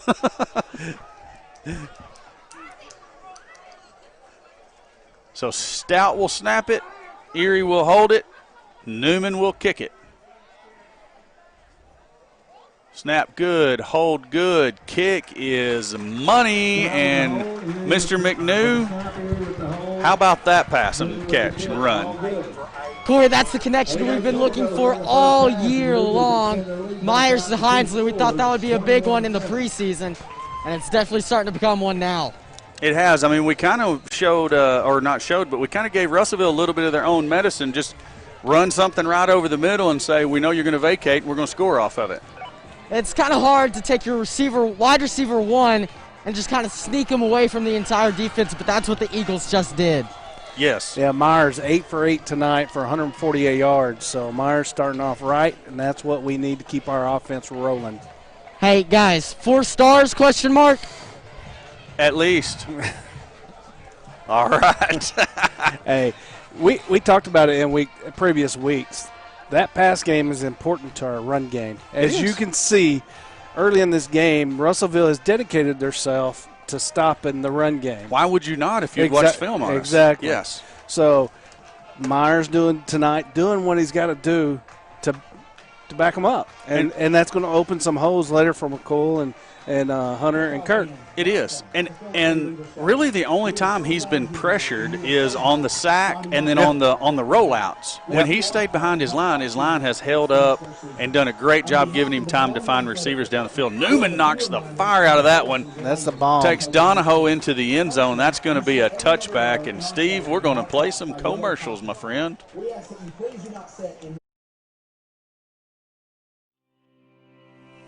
Linda Marie's, your one-stop shop for fabric, makeup, jewelry, fall decor, and more. Located on Highway 64 in the Vilonia Commons, Linda Marie's is a hidden gem and a staple of the Vilonia community. Linda Marie's is always showcasing seasonal deals and special offers, so come see them today. Linda Marie's, a proud sponsor of Vilonia Eagle Vision and Vilonia Athletics. Back to the field. Cyclones going with an empty set themselves. 3 receivers bunched at the top and 2 down here near us. Whitford's going to just run the quarterback keeper. Wouldn't even call it a draw, just a keeper. That's going to be Ethan Stout on the tackle. Good job by him to fight off of a block. And Miss Talley, so the thing with the down and distance, we can't manipulate this scoreboard that we put on the screen. We get it from a third party, and they build them. That's the way they build them. So no, we do not have the ability to put down a distance on the screen. We're sorry about that. But it's 2nd and 4. And I think Osier got a little bit of happy feet there, and they're going to catch him for an offsides. Yeah. But he was going in for another suplex. He had a wide open shot to the QB. I know that. That's going to penalty will give Russellville a first down. So a lot of times when they like to run Whitford there, but a lot of times when they run that draw there, they'll have somebody coming across in it with a jet with a motion. Going to bring Donahoe back into the backfield this time. Whitford's going to throw the little quick out. Receiver steps out of bounds. Fawcett had a hold of him, but he stepped out just prior to Fawcett taking him down. 5-6 yard pickup on the catch. We'll bring up 2nd and 4. And Russellville's going to take that. If we give that kind of cushion tonight, they're going to take the 5-6 yards every time. Whitford's going to give to Donahoe this time. I think Donahoe's going to be their answer for long term. He's just got quite a bit of wiggle. Looking at him in that Fort Smith game. He's built kind of like the stump also. Sure. Not the stump today, but maybe the stump back in 93. Back in those days, yeah. But watching that film of Fort Smith, he made some moves on Fort Smith that was just jaw-dropping. He's shifty, that's for sure. And it's really surprising that, I mean, now we are getting their stats not from their team, but off of a website. Oh. Yeah. That was weird, though. The reason Lovelace stopped is because the receiver stopped. It was almost like a little sluggo route or something. Different. Anyway, it was really weird to see, off of Max Preps, their rushing stats, seeing some of the talent they got in the backfield, negative 41 yards rushing on the season. Well, I had heard that was like we said on the – some bad snaps, but, I mean, holy smokes. Hey, maybe they're just like the Eagles. They're kind of starting to get it figured out in week 3. It's Donahoe around the left side. He's going to pick up about 3. Schultz on the tackle out at the 46-yard line. Oh, nice. Sam Bartlett's on the Buffalo. I You bet can it's get reception down there? well, maybe he's not actually on the Buffalo. I bet it's nice and cool up there tonight, though. I bet it is. Cyclones with the ball. Get a little taste third of and fall long, this yeah, weekend. yeah. Third and long. Expect Whitford to throw. We need to cover up that seam route this time. Make sure somebody picks up the back coming out of the backfield. That'd be a go-to play, and there it is. And he was there. And so was that one. Yeah. But Donahue may have scored. I quit looking when he let go of the ball. Fawcett forced the receiver out of it. It was basically the same route Erie ran earlier on this side for the first down that we needed on fourth. So good route, good pass. We need to figure out that seam route because so far they can go to it anytime they want. You know, that's oh, did you see Lovelace come up and jam? For double pump. I don't know where that receiver came from, but he came through there wide open. Yeah, that's Burnett. He come off the top side up there. Second down and 10 for the Cyclones. And that's their go-to guy as far as receptions. Sam, I don't know if you tuned in a little bit late or not, but the chain gang got to come out and do a measurement, and we talked about him quite a bit. So he's giving a shout-out to the best chain gang in the state. Flag on the play. I think Russellville tried to go early, just a little bit there. Yep, left tackle got a jump start on everybody else. That's going to help our defense a little bit. 2nd and 15 is what the defense will be getting set up for. Did we ever figure out what Mr. Dale was trying to tell us a moment ago? No. When you get a chance, take one ear off and ask him. Yeah. If Mr. Dale has something to tell us, I'd like to know. We better listen. Yes. Kind of like E.F. Hutton. Uh-huh. Yeah. 2nd and 15. Donahoe's in the backfield with Whitford. Showing blitz. We do come on blitz. It's picked up. We covered that seam up a little better. Yeah, but Whitford squeaks out of there, and he's going to pick up 6, I believe. You know, he's a pretty mobile quarterback. He's not just to stay in a pocket it's almost and squeeze him. If he needs to run, he's serviceable as a runner. So you were watching the seam route, and the moment you said we got it, he took off. So it almost was like I'm looking for the seam, and when it ain't there, I just got to get out of here. We've done a much better job with our linebackers and safety that time covering that seam up. Yep, and the defensive line got penetration, forced him to think quickly. There's that little comeback route. Or it's just a stop. It's not really a comeback. It's just a stop. Yeah. It's going to be an interesting spot. Okay, I see what they're doing now. They're running 2 receivers at our cornerback over there, and he's having to choose which one do I go with. The option route. Yeah. So the down safety, Nelson, he's heading over there in protection, but Fawcett's got to almost kind of cover those 2 routes at one time. So I'm sure the coaches are seeing that. They'll get that short up. I'm able to watch it here on my screen that's lagging just a little bit behind live action. They're Russellville's bringing in a big sniffer back. He's not listed on our roster. Number 86. Cyclones are going to take a timeout. How are we looking on commercial, Steve? Are we good? Okay, yeah, let's see if we can find Grant. Grant having a conversation with Mr. Newman, but he's going to break away just long enough to chat with us. Grant? Guys, I don't know if you saw that move right there, but it's called the slip and slide, where I just slipped away and he was none the wiser. Oh, my goodness. That was good. That was good, I got to admit.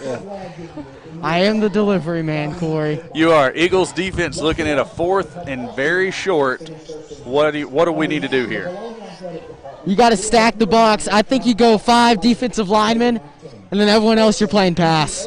I like it, yeah, because, I mean, it would be an opportunity that if Russellville chooses not to run it, they could slip that back out of the backfield and be wide open, go for the 6. So good call, yeah. And we bring in some extra defensive linemen. We do have 5 linemen, so great call there, Grant. Let's see what happens here. 4th and short. Whitford has it, and it's going to be Donahoe. And there was a lot of motion up there. It was the right guard. The right guard jumped.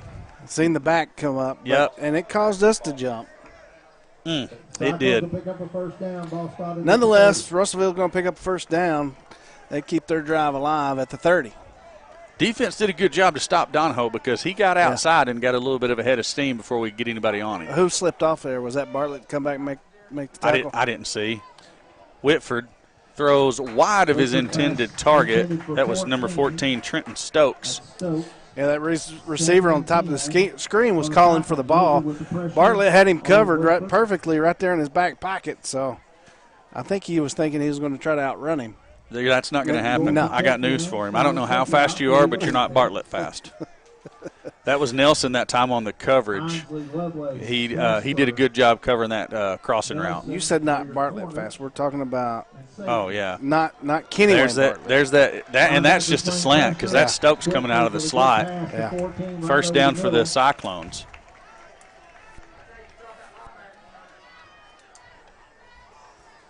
Some changes coming in.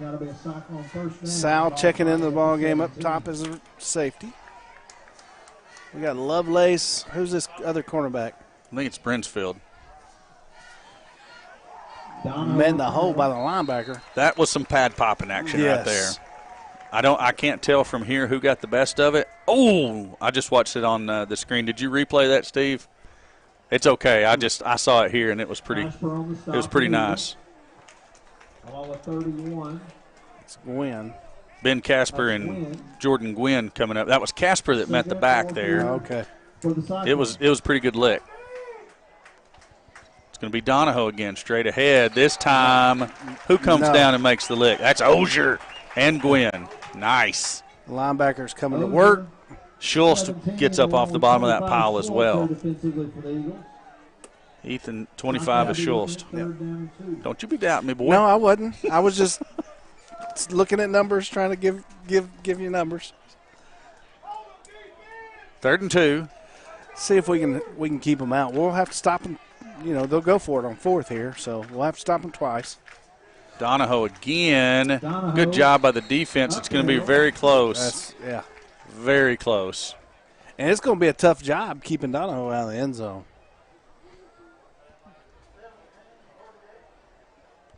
White Hat's going to step up and look at it. Might get to see that chain gang go to work again there, Sam. Ozier 17, yep. 48 Oh, yeah. Here we go. Hardest working chain gang in the business. Getting a lot of action tonight.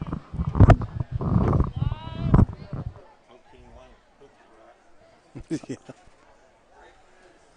Let's see how Billy Sal clipped it. Yeah. Clip is down. Stretch out the sticks. And I believe they're short. 3 inches short is what our man Tim Nolan says, and indeed it is about 3 inches short. Oh, Eagle Eye itself. Right at 3 minutes left to play in the half. Eagle defense with an opportunity to get a huge stop and get the ball back to their offense, try to go put some more points on the board here.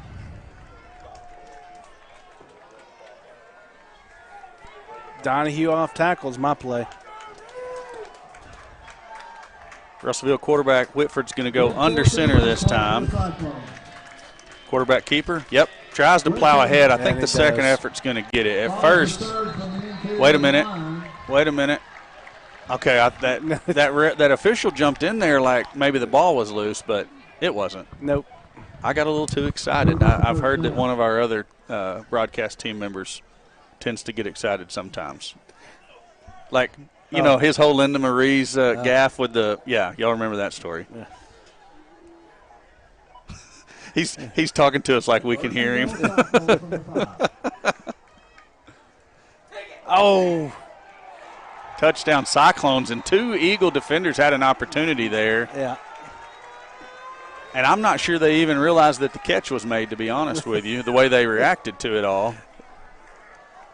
Either way, the Cyclones put 6 more points on the board, and they get the ball at half.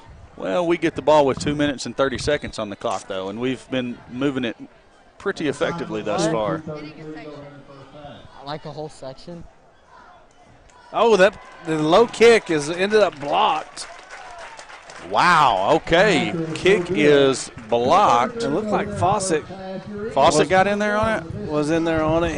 I seen him jump. Okay. But there was a whole host of Eagles jumping. Either way, Eagles lead at 21-13 with a chance to get the ball back here with 2.5 minutes left to play till half. Grant, tell me what it looked like from the field level. Guys, that kicker's been kicking it low all night long. The longest he's actually kicked on the season is 29 yards. So you got to know he's angling it real low the whole time. Eagles finally took advantage of it. That's the first block kick I can remember in quite some time. You mean week 1? Did we block one week 1? Oh, no, we didn't block one. I'm sorry. I didn't say that very well. I'm meaning first kick that the Eagles blocked in a long time.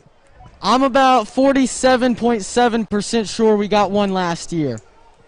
Okay, I won't doubt you. At 40, I mean, when you're 47.1%, I'm not going to doubt that. Hey, that's almost 50%. It's getting very close. All right, come on up for halftime, bud. Well, no, hang out for a minute just in case we do something cool here. Kick is away. Hinsley's going to let it go out of bounds. That should give the Eagles the ball out at the 30. Is that right? 35. Illegal kicking procedure. The ball will be placed at the 35-yard line. First down. It's almost one of those where it might be interesting to make them re-kick it. I don't know. That's pretty good starting field position. I'm not questioning the decision. I'm just saying, what could be if we made them kick it again, and Well, they're not going to kick it to Bartlett. No, they'd be silly to. Not saying that Hinsley or one of the other guys couldn't take it to the house. They're very capable. I'd like to see Nelson get a hold of one. See what the headhunter do with a little pigskin in his hand? And a head of steam.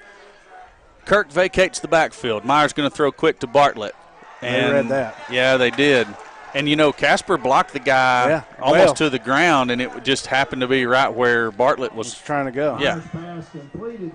It's going to be a 5-yard loss, bring up 2nd and 15, 2:18 and ticking. Eagles will lose 5 on that. It's not up. Only me and you can see that.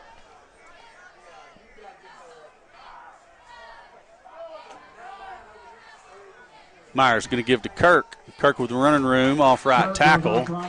Picks up about 6 yards. The official's coming up a little limp leg. The Cyclones are going to take a timeout. So, Steve, do we have commercials to catch up on? Let's catch up the commercials. And, Grant, I don't know if you're making your way up or what. But, anyways, commercial, Steve, please.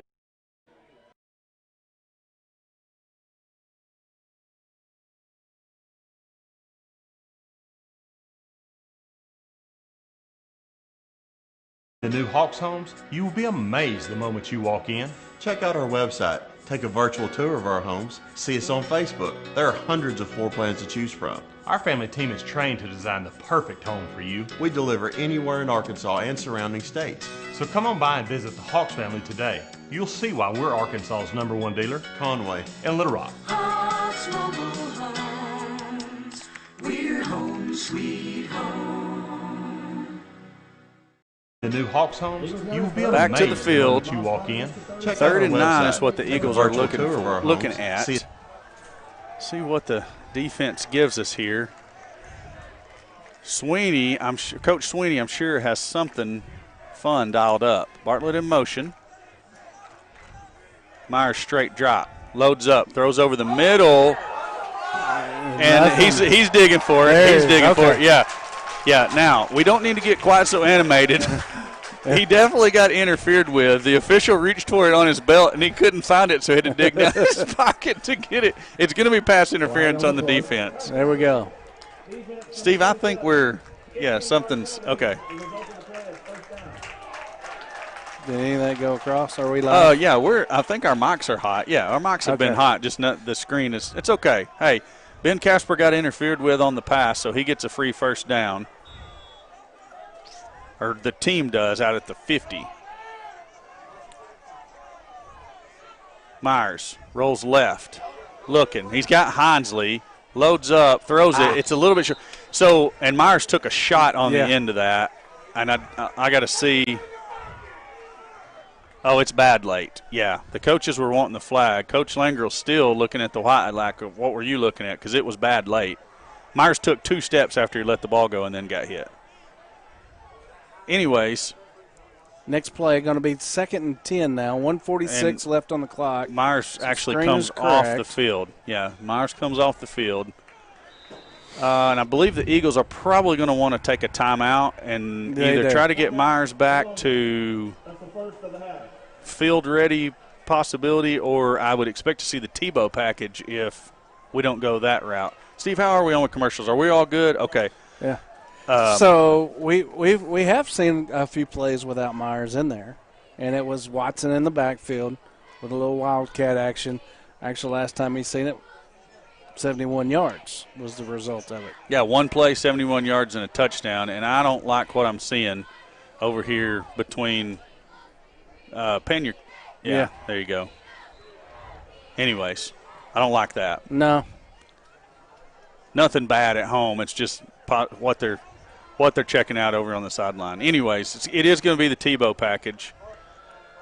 Bartlett is in at quarterback. Kirk's in there behind him. Ozier's at tight end. He has no idea what he's doing. He's going to split off the line of scrimmage. Bartlett is going to give it to Kirk, and Kirk's going to pick up a yard. Clock's going to continue to run. It's going to bring up a 3rd down and 8. Eagles now looking at 3rd down and 8. And then Russellville's bringing in a jumbo package. Myers over there still getting attention. He looks like he's doing good to me, so that's reassuring news. All we got to do is get Bartlett to get the ball to the outside with this package in. One safety over the top. He's 7 yards from the ball. Bartlett fakes to Kirk. He's going to keep it around the left side. No gain on the play. It's going to bring up 4th down. Myers is up and ready, so it is going to bring up 4th down. I don't know. Let's see. Cyclones are going to take the timeout and force us to do something here. Yeah. I was like, man, if they're not going to take the timeout, let's run it down and see what, Yeah. Maybe we take a timeout ourselves and have plenty of time to think about it. Cyclones trying to save a little bit of time for themselves, though. Yeah, tricky situation here. You're kind of in no man's land. Coach Staff definitely got a decision to make here. So I think we're probably. So say we're all right. Let's go for it. That's what I'm thinking we're fixing to do. Yeah. So what do we call here? What do we like? What's been successful to this point? And in my mind, it's something down the seam. It's got to be. That's what's been. It's good. I mean, even what's the been pass open? over the middle. What's been he open? was open, and they had to hold the middle. Yeah, and the seam. And then we had the little comeback route that was open. So we've got plays in the arsenal that we know are going to work. And that's the play on the edge would be the comeback. So offensively, we've got some plays that we like. Punt teams. Okay, looks like we are huddling up the punt team now. And you can't go wrong with that because in the same aspect, we don't complete that pass. We give Russellville a pretty good field position here with 55 seconds to go to work, and they've been successful through the air. Hey, now they have at this point got no timeouts to do so. Hey, we talked all that time about going for it because that's what's exciting. Well, it is, but this makes nothing wrong with this. This makes good football sense too. And how many balls have we seen Hinsley down inside the 10-yard line this year? Quite a few. Several last week. We're wanting to go for it because we're knowing Russellville is going to get the ball at the half. Oh, it's a fake! It's a fake. That even Hinley's got running room. He's at the 30, and a 1st down at the 25. We get the best of both worlds, Alan. Yes. Like that call even better. I thought he was doing the old rugby style punt, and then he's like, I'm just going to keep on going here. He got cut down at the legs, and now he's slow to get up. Outstanding run. Outstanding fake because he held the ball out in front of him forever. Hey, that's a ballsy play call right there, too. I like it. I like it.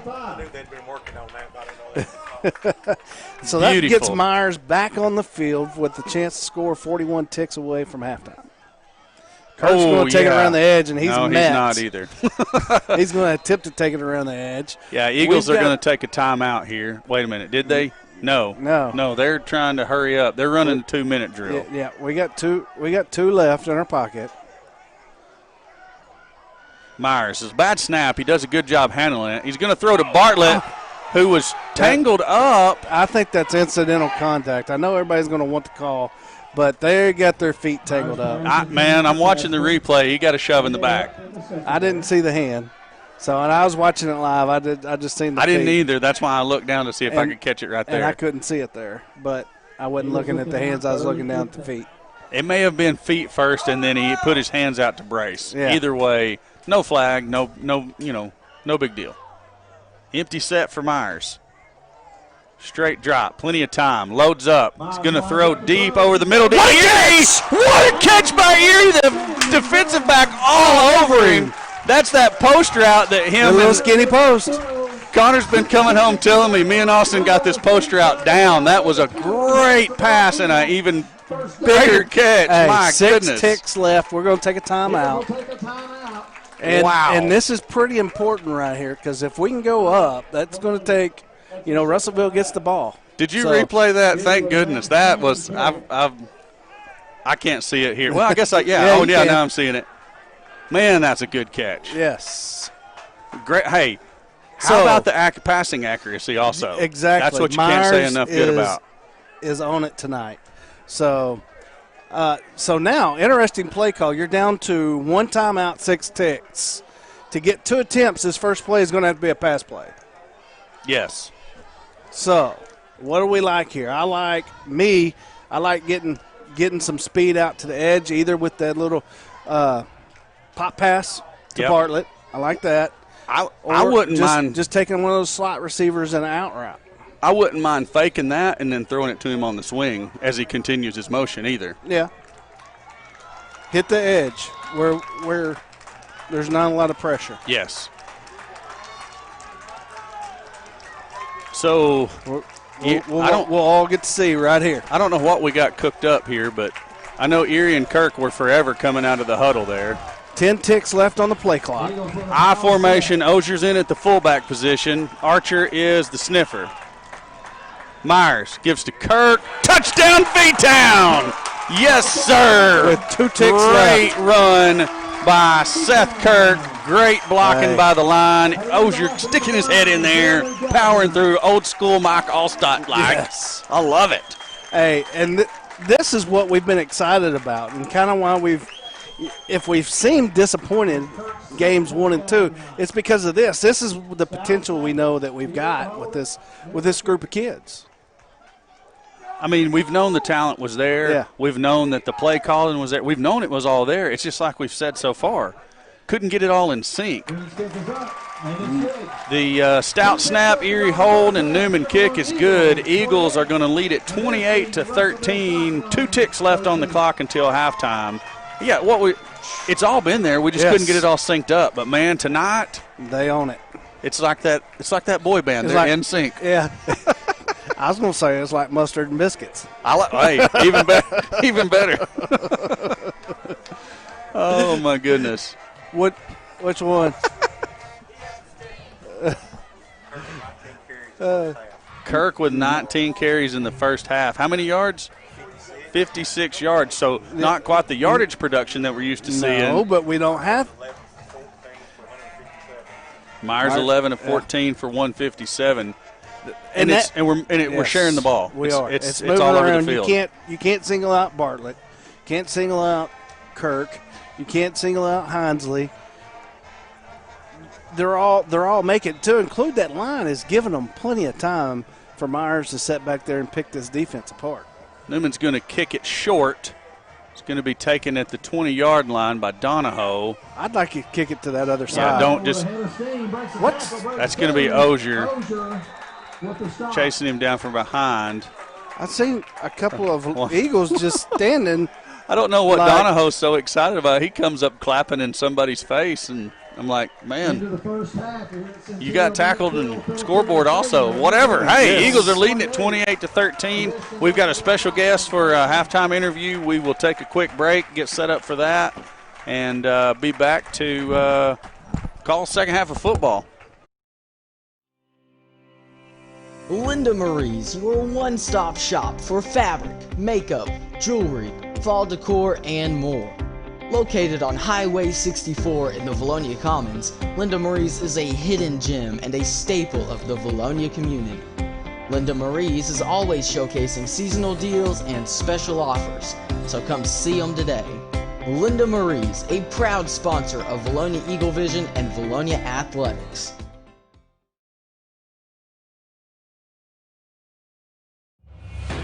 Located on Highway 64 in the Vilonia Commons, Charlie's Corner carries Lucky Brand and Duck Head clothing. Charlie's Corner also offers Oxford golf shirts and polos. Be sure to check out their Razorback apparel as well as Hey Dude and other top name brand shoes for men. Charlie's Corner, always a proud supporter of the Vilonia Eagles and Vilonia Eagle Vision broadcast crew.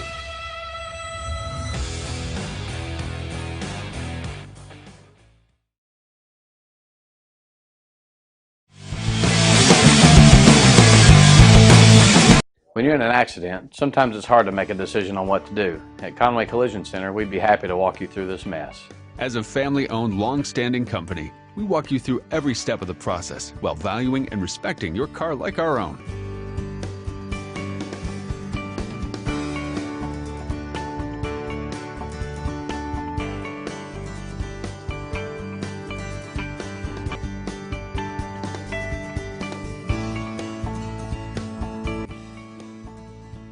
We'll treat your car like our own.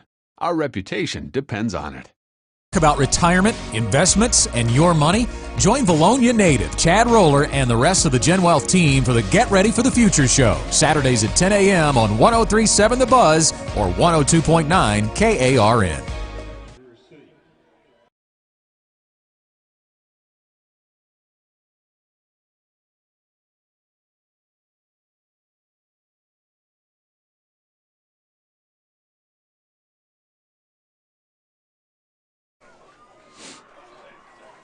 All right, we're back for the halftime show here with Dr. David Stevens, our superintendent here at Vilonia Public Schools, which had a big announcement come out this week. Let's talk a little bit about that. First of all, tell us how you got your start, what brought you here to Vilonia, all that good stuff. Well, I had most of my teaching career and administrative career in Missouri, and then my wife is from Arkansas, so we knew we wanted to eventually get back here. When Vilonia came open, of course, we'd been here many, many times visiting my mother-in-law who lives here. And so we just decided it'd be a good move for us and good fit, so we went for it and worked out pretty good for us. Awesome. So you knew Vilonia prior to coming here, so you knew the town and the people here. Yes, yeah. Drove by this campus many, many times, so yeah. So when did you start your career here teaching? Well, I started in 1985 as a special education teacher, and then I got my master's in counseling and became a school counselor, and then went in administration after that. So. Awesome. Yeah. Well, some of the highlights while you've been here at Vilonia, stuff that you've seen, how it's grown, and talk about that. Yeah, well, I'll tell you what, the 7 years I've been here, it's hard to pick out one highlight because there's been so many continuously good things going on here. I mean, I can think of things like, at our high school level, being able to provide concurrent courses for our high schoolers, so if they graduate with an associate's degree from high school and be ready for college. Mm-hmm. Probably, I think the thing that has been most exciting for me as a superintendent and for the staff and our school in general is just our move in 2017 to start working toward being a professional learning community, and everything that brought into how we do business here as a school and how we work together. So yeah, that's definitely been a high point for me. Yeah. Good. Some of the goals you had coming in to Vilonia, have you been able to meet them? Have you seen them goals come to fruition? Yeah, I think so. Obviously, you have the educational goals. We want to continue getting your achievement test scores up, and I think we've come a long way in implementing some instructional programs that work toward that. And of course, we didn't even get the test last year, but we were expecting some real growth. And so that's been great, of course, and then just building a community in our staff to where we all know each other, we all care for each other, we all depend on each other. That's as a leader in an educational setting, that's always my main goal, is to have a good team. So. Seems like Vilonia Public School is a family. It is. And that's what I like about it. It's a family organization, and we see each other as brothers and sisters, and all that. So, absolutely. Let's talk about this year, 2020. Wow. Yeah. I know it's been trying. Yeah. And talk about what's happened here in 2020. What have we done to meet the goals for 2020? Right. Well, 2020 has been just a crazy year in general. One of my colleagues in Northwest Arkansas characterized it by saying everything we do is like trying to nail Jell-O to a wall. Because even today I got new information from the Department of Ed and ADH as far as how to go forward working with kids who are identified test positive and close contacts and all that stuff. But it's just been a crazy year, and I think for all of us, we all understand that we're all first-year educators this year. I'm a first-year superintendent. I've never been a superintendent in a pandemic.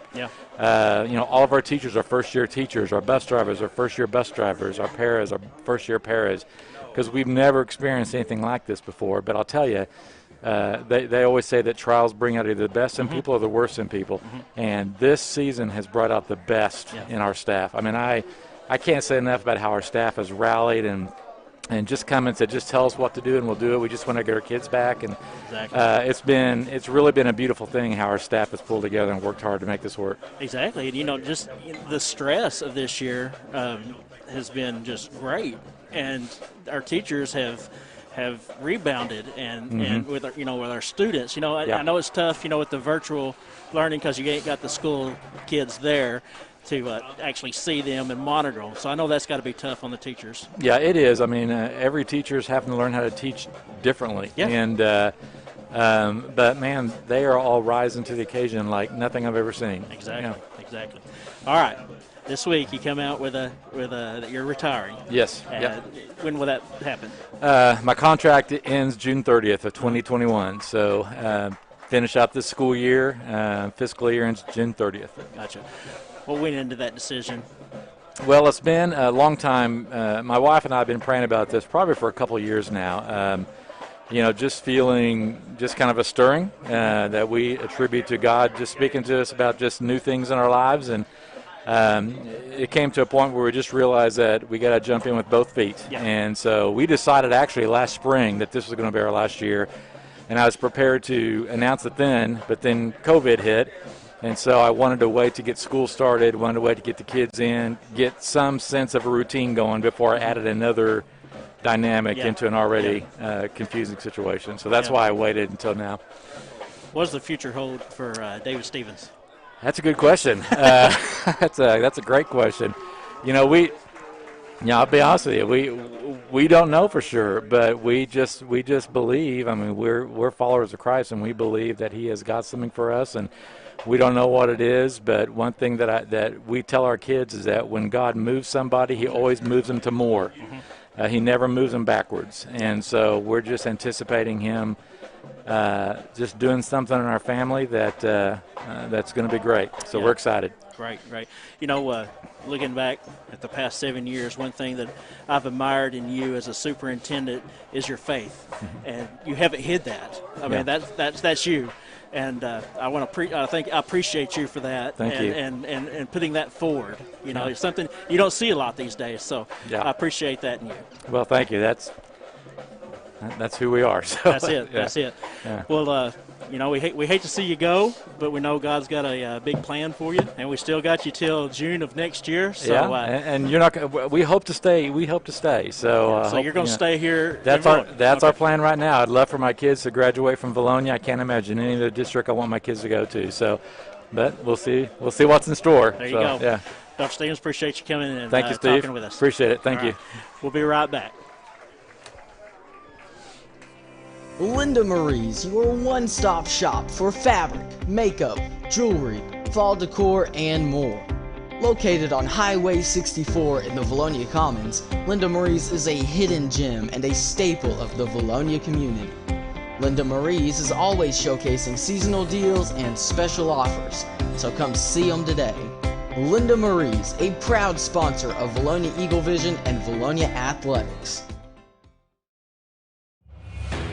Located on Highway 64 in the Vilonia Commons, Charlie's Corner carries Lucky Brand and Duck Head clothing. Charlie's Corner also offers Oxford golf shirts and polos. Be sure to check out their Razorback apparel as well as Hey Dude and other top name brand shoes for men. Charlie's Corner, always a proud supporter of the Vilonia Eagles and Vilonia Eagle Vision broadcast crew.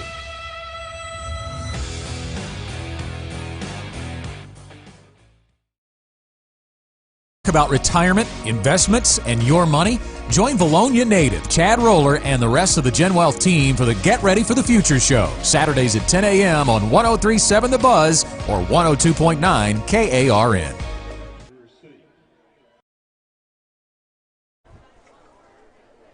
And we are back. It is halftime, 9 minutes, 45 seconds left. During the halftime period, the Eagles, as of now, lead 28-13 over the Russellville Cyclones. Steve, it was a great first half for the Eagles. Man, I tell you what, they have come to play tonight. We talked about it in pregame. They had a great week of practice, and it shows. I mean, when you have a great week of practice, you show it out on the field, and tonight they are doing that. Austin's own, Bartlett, right, Seth perfect. Kirk. I mean, defense is just playing phenomenal. You're exactly right, Steve. Going into this game, the Eagles averaged about 17 points per game, already hitting 28. It's a big step forward, and it seems like Austin Myers is back to his prime. He is. He's on, and you can tell. I think he's settled down. He's had a few games under his belt. He's back where he needs to be, and he's showing it, and that's helping our running game. He's taken these past couple of weeks and gone out to the field just about every night working with his receivers, trying to get that timing down, and it's starting to pay off. I don't know. He's 11 for 14 right now, Steve. 11 for 14. He was 8 for 8 at one point. I think he even hit 9 for 9 or something like that. And man, it's an amazing game so and far. He's threw some beautiful passes. I mean, just right there where no one else can catch it but the receiver. I'm talking right over the shoulders. Beautiful. That pass to Erie, wow, that's special. It was pretty incredible. A great catch and a great pass. You're seeing a lot of big-time connections from the Eagles right now that could progress into just state tournament caliber receivers and quarterbacks. Exactly. And, Seth, he's being Seth Kirk. The prime time. I mean, you can't bring him down with just one leg. It's got to be a multiple people, and he's having a great game tonight. Have you have the yardage for him?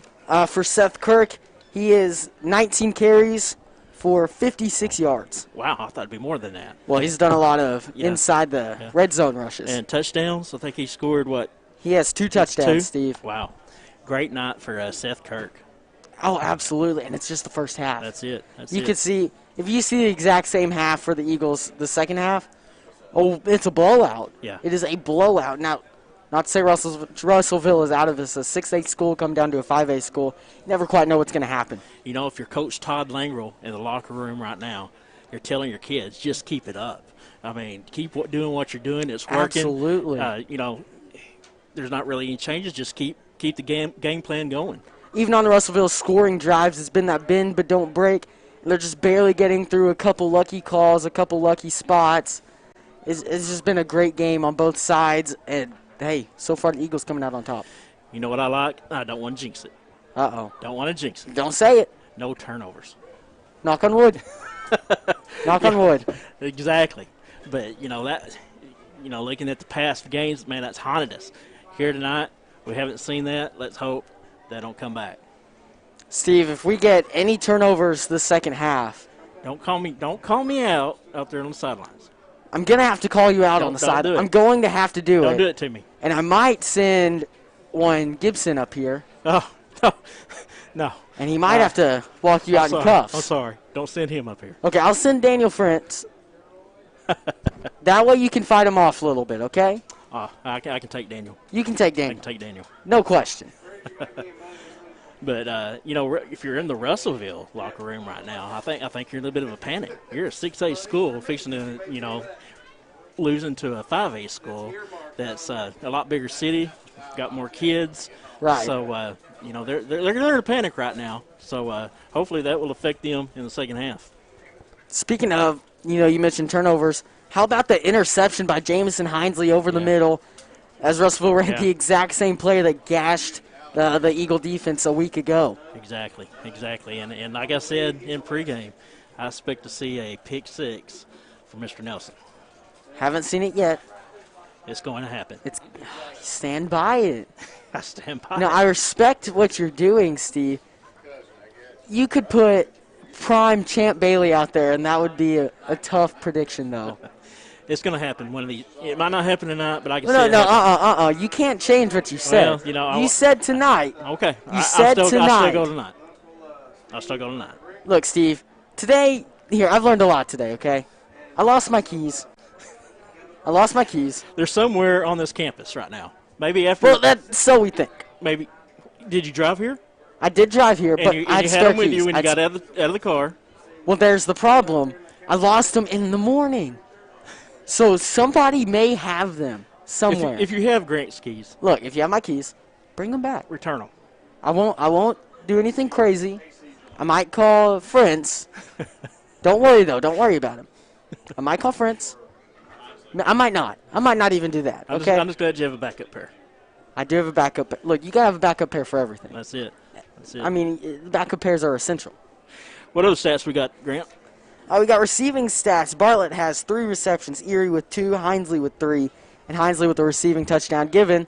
Those are unconfirmed stats because we have a total of 9 receptions accounted for and 11 completions accounted for. So, yeah, big thank you to Tim Nolan. He's doing a fantastic job. First time actually having a sheet. Man, I mean, it's a hard job. Even in basketball, it just took like 10 total players. Exactly. It's so hard.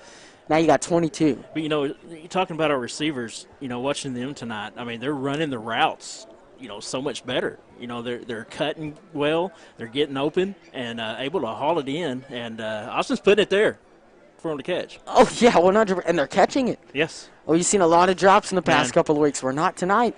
That catch by Erie, going back to Oh, that. fantastic. Wow, to hold on to that. Fantastic. I mean, while he's being hit. And I don't think I heard Corey's call on it, but I'm sure it was Erie. He got a little excited. I think some of the dad came out in him. Right. But he got a little excited. Hey, don't talk. You don't have a mic. You don't have a microphone. I can't have one in just a second. We better wrap it up pretty quickly, Steve. Yeah, we have about 2 minutes, a little over 2 minutes to go. We're going to run some commercials, and then we'll be back with an exciting second half. What's your prediction? I predict Eagles win.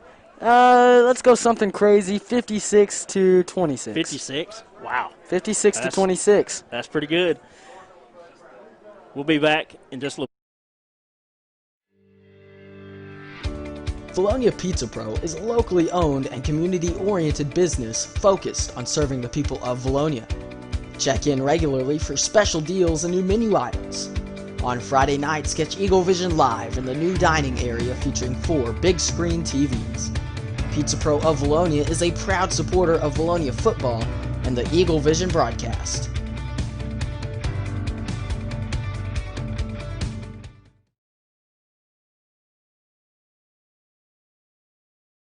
When you're in an accident, sometimes it's hard to make a decision on what to do. At Conway Collision Center, we'd be happy to walk you through this mess. As a family-owned, long-standing company, we walk you through every step of the process while valuing and respecting your car like our own.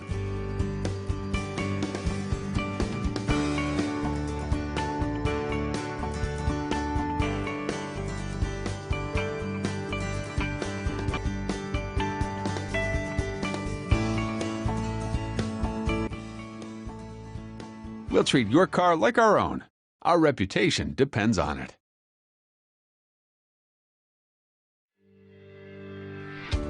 Vilonia Pizza Pro is a locally owned and community-oriented business focused on serving the people of Vilonia.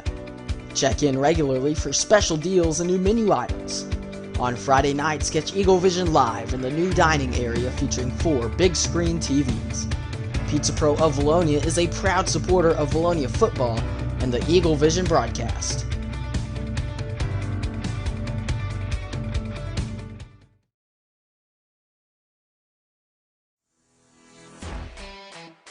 D&N Construction has been a proud supporter of the Vilonia Eagles as a locally owned and operated business since 2011.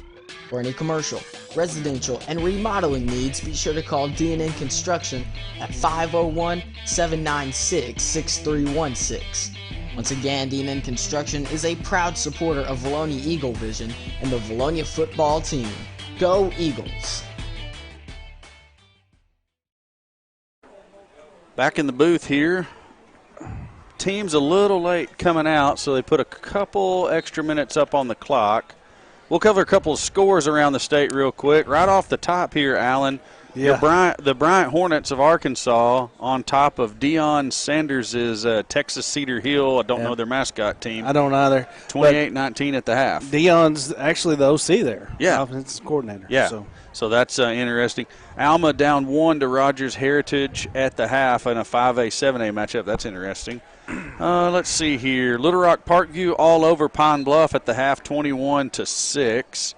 Watson Chapel getting the better of Camden Fairview at the half, 14-10. Greenwood, well, that's a 6A score. Greenwood's on top of an Oklahoma team, 7-0. Let's see here. Forest City losing to Helena West Helena at the half, 20-18. PA traveling out to Virginia to play Life Christian Academy, and they are ahead 14-8 at the half. And that Live Christian, aren't they nationally ranked? I think they are. I know Ravenwood was nationally ranked. Or no, Ravenwood was a top 5 in the state of Tennessee overall. Okay. Maybe it is. I can't remember. Let us know. Yeah, if anybody knows anything about that Life Christian that PA is playing, let us know on the chat. Texarkana over Warren, 21-14 at the half. Of course, our score here. I saw one other 5A. Hot Springs Lakeside is losing to 4A Malvern, 14-7 at the half. Clarksville, Vilonia's opponents next week, is up at the half, 10-0 on Pottsville. Is this week 1 for them? Clarksville, they played last week. They played Ozark, yep. Yeah, that's right. And I don't think there's any other 5A teams. Actually, DeQueen losing to 3A Center Point, 42-0 at the half. Wow. Now, didn't DeQueen drop back down to a 4A? No, well, that's basketball. And football, they're 5A. Oh, okay. It's so confusing nowadays. It is. I don't see any other 5A teams on here or anything of major interest. If you see something, holler it out there. But that will be the rundown of all the 5A teams and kind of anything else interesting. Looks like Bentonville is playing a Kansas team. They're tied at 21 at the half. Rogers is playing a team out of Missouri. They're up 35-0 at the half. And Shiloh playing a team out of Oklahoma down 21-20 at the half. Good games. Myers back on the field, warming up. So questions about that little hit there towards the end of the game is We've got a request for Clinton's score. You go ahead. I'll look it up. He seems to be all right with. See here, Dardanelle is up 13-7 on Clinton at the half. So let's hit a couple of these talking points here we didn't get to in the first half. First of all, we want to say a big thank you to the sponsor of the pregame meal tonight for all of the Vilonia Eagle football players and coaches. It was Vilonia Methodist Church. And then also, so we certainly appreciate them. I don't know what they had. I'm sure it was good. And then I also want to thank Kevin, the manager over here at Harp's Grocery Store.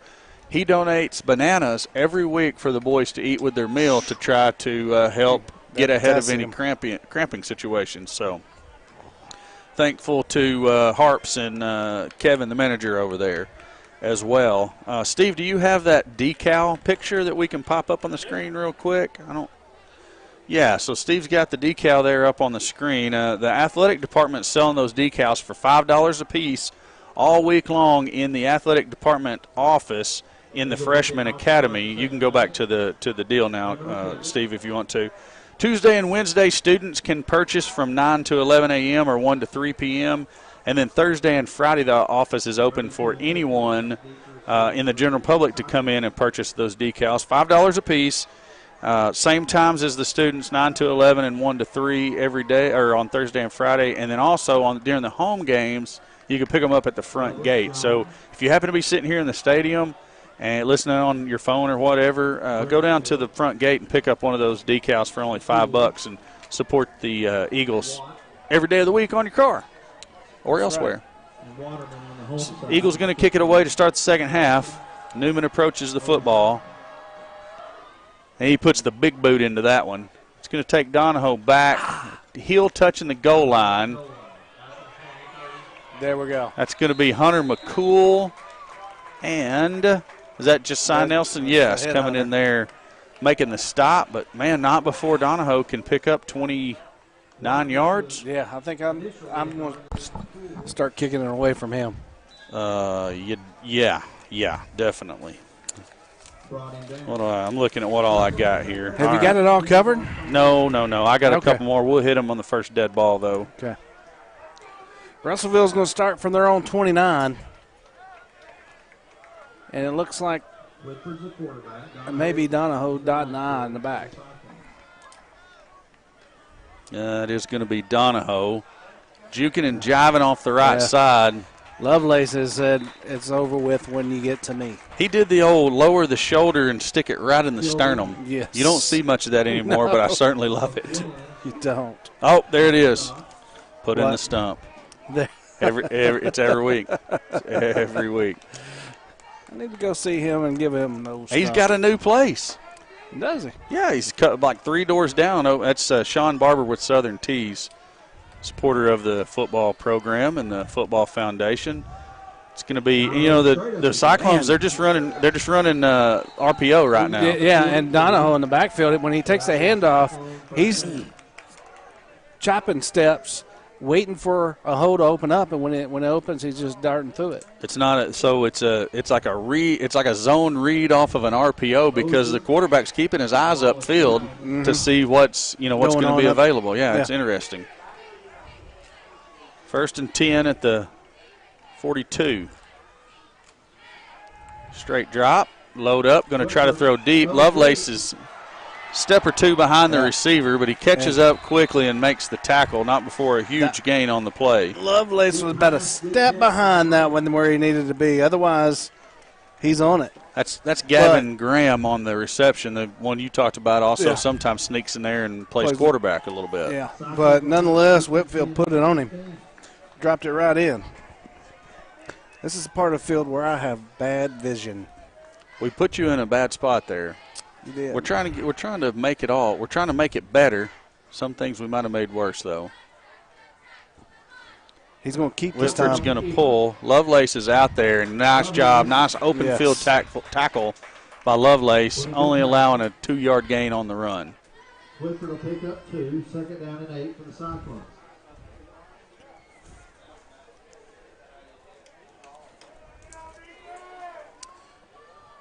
What to watch for here? Donahoe out of the backfield. Yes. Well, it's like I said on the previous. It's just a little RPO. Okay, so we got some information on Life Christian. Go ahead. Not the run. I'm saying the little seamer out. Okay. I'm sorry. That's Whitford going to pull and throw the fade. That's way over the intended receiver's head. We got a comment here that Life Christian is number 6 in Virginia. There's no national ranking for them, but still, traveling all the way out there in a formidable opponent, no doubt.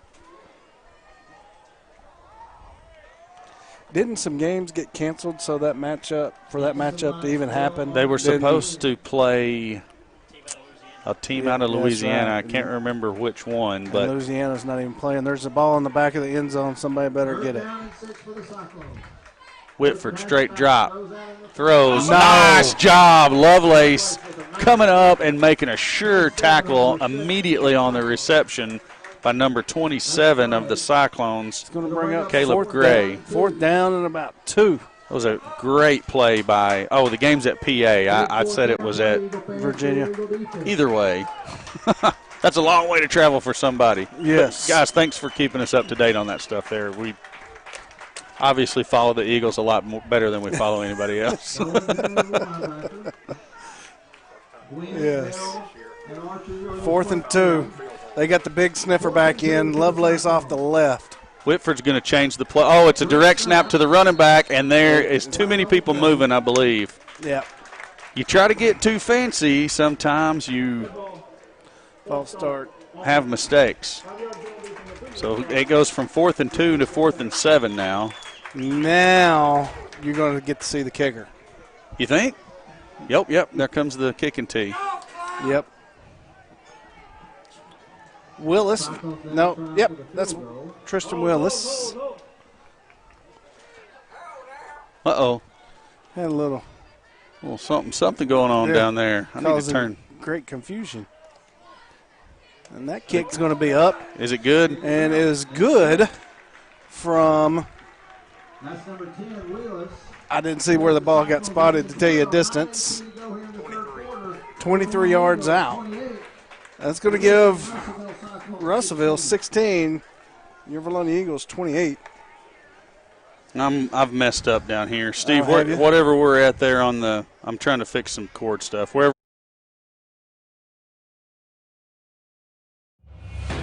Located on Highway 64 in the Vilonia Commons, Charlie's Corner carries Lucky Brand and Duck Head clothing.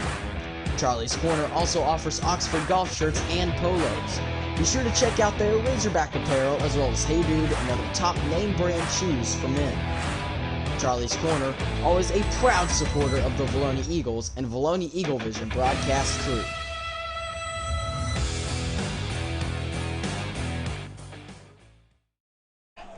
Back to the field for the kickoff.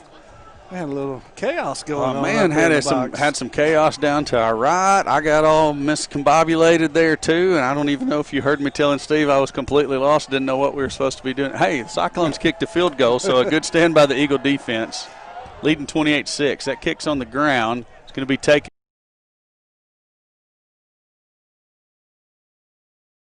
Yes, he's got the edge. Got to say what could have been, and he had the right read too, because Yes. I'm looking at it here on my screen. Man, 43 on the stop for the Cyclones. That get the heart pumping a little bit. That's hip.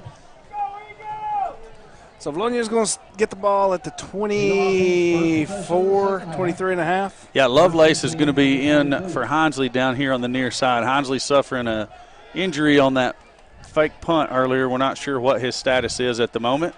It's going to be Kirk off left side. He will pick up a yard, maybe two.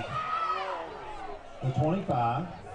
Somebody's hollering about something that I missed. Yeah, so yeah. 27 for the Cyclones took Casper down by his face mask. A very dirty play. Yeah. Lovelace getting up and telling Casper, slow down, big boy. It's going to be Kirk.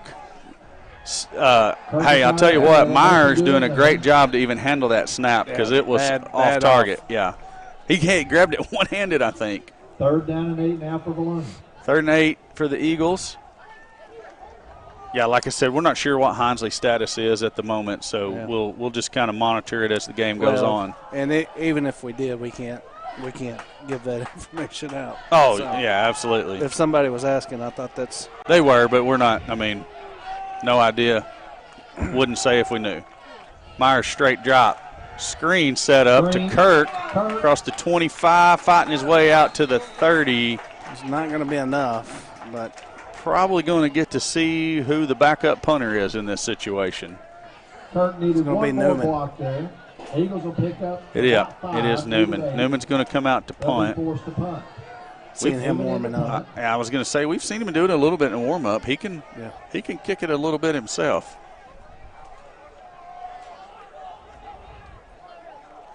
Gray deep for the Cyclones. That's the one who drug Casper down a minute ago. Newman gets away a pretty good punt. Bounces at the 45, takes a big Vilonia roll. There we go. Flip at the field for us. 27 didn't want no part of all those Eagles coming through there, did he? He had the hammer coming down on him. 44-yard punt by Noah Newman. Good job coming in. I said he had the hammer coming down on him, but I misspoke. It was the headhunter. Hammer's at home. He's I chatting know us. Yeah, I know it. Sorry, Hammer. Trubiano, if you didn't know, we call you the Hammer on the broadcast sometime. I mean, maybe you've went back and watched after the game. Maybe you haven't. I don't know. So, yes. Cyclones will take over 1st and 10 at their own 26-yard line.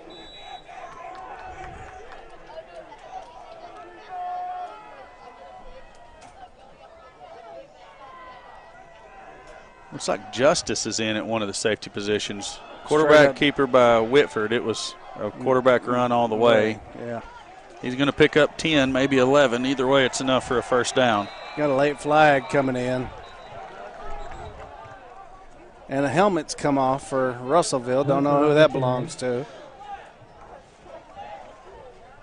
Belongs to Whitfield. Flag on the play. See what the call is going to be.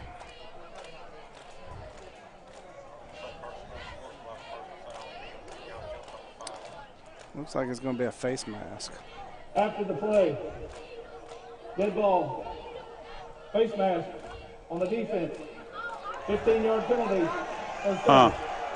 By the Interesting. rule, the player does not have to remove himself for the helmet coming off due to the face mask. Well, it's too bad they didn't catch the other egregious one out in the middle of the field earlier. Yeah.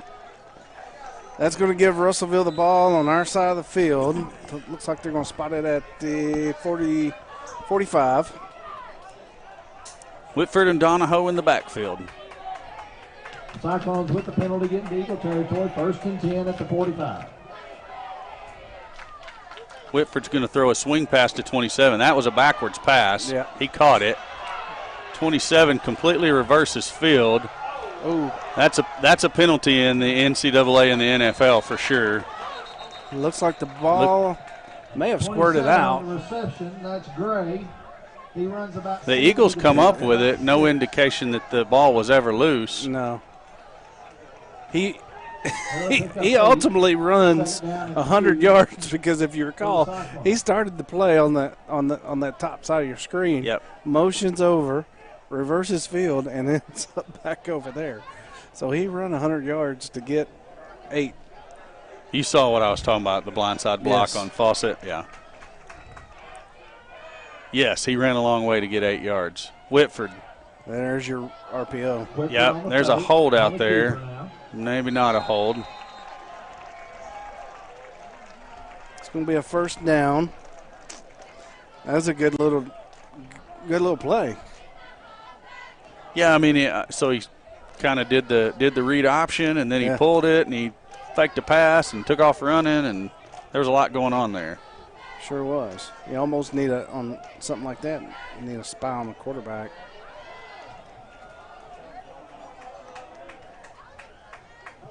Vilonia shows pressure. Donahoe From the wrong straight up the side. middle. Archer and Schultz on the tackle.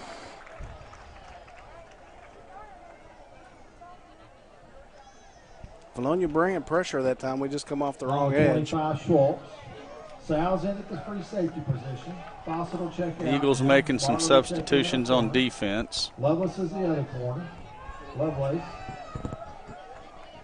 Along with Kirk.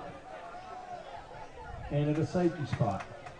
Whitford gives to Donahoe again. He's trying the middle. He's going to get a few. That's right. Big number 50 coming in to make that tackle, Nick Ledoux. Gwynn. Bartlett. Sal. More substitutions, trying to keep that defense fresh. Man, this quarter has gone quickly. I was thinking just the opposite. It's kind of dragging compared to the first half. Well, that's because they got us. Hard count, drew us off sides. Oh no. It's going to be. Yeah, going to be a first down. I'm going to say it's going to be close. I didn't know where the stick was according to the tape, but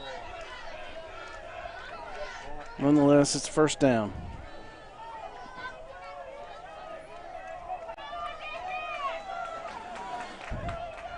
You know, Russellville not out of it. They drove down earlier and kicked the field goal. Got to make those open field tackles. Yeah. I believe that's going to be another Cyclone first down and just methodical. Yeah.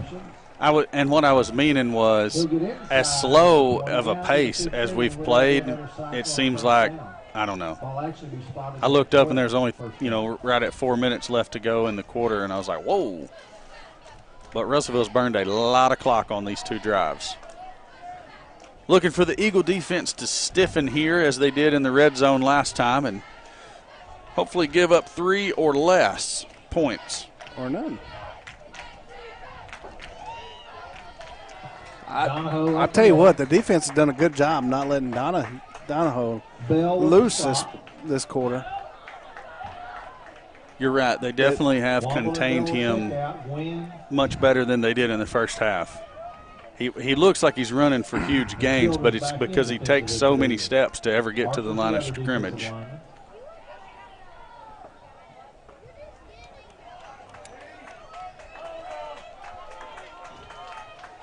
Second and 7.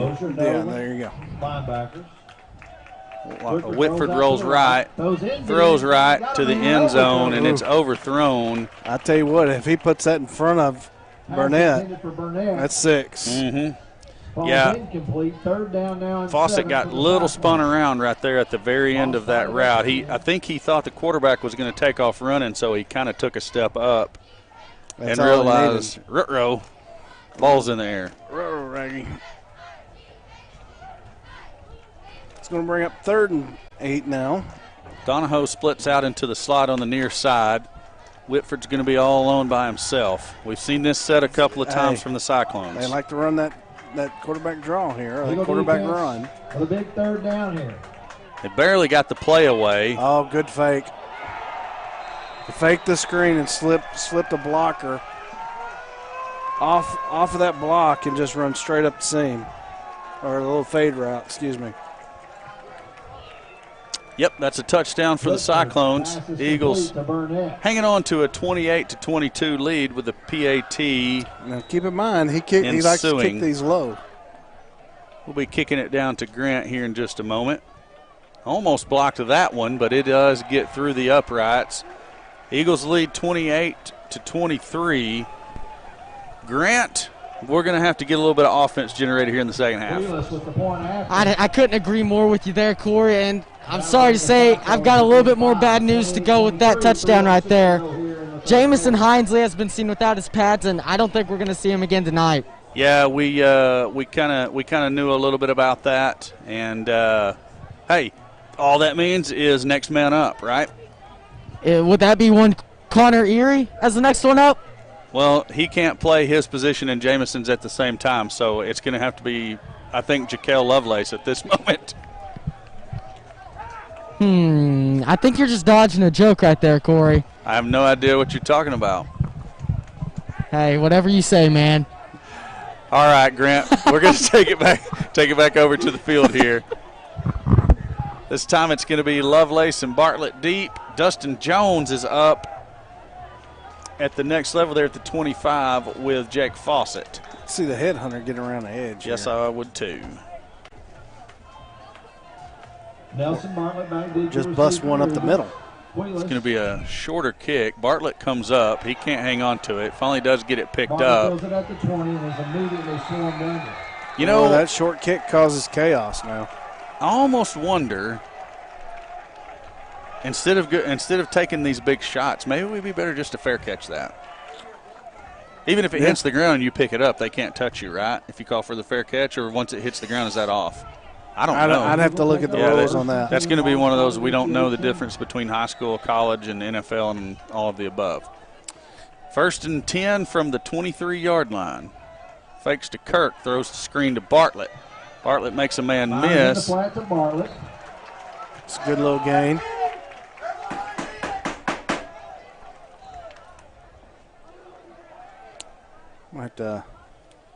Yeah, I don't know. I mean, I don't know. Here's a replay. Not really. All right, Myers fakes, throws to Bartlett on the quick slant. First down yardage out across the 29. It's going to be close to where they already said move them. Oh, okay. I missed that call. And that's all we need. Just keep the sticks moving. Yep. Don't panic. Russellville within 5.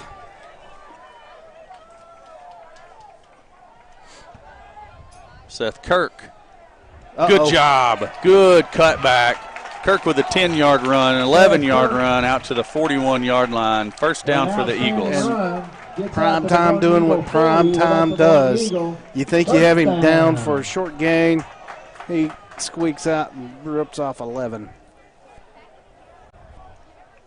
Prime time again, making people miss.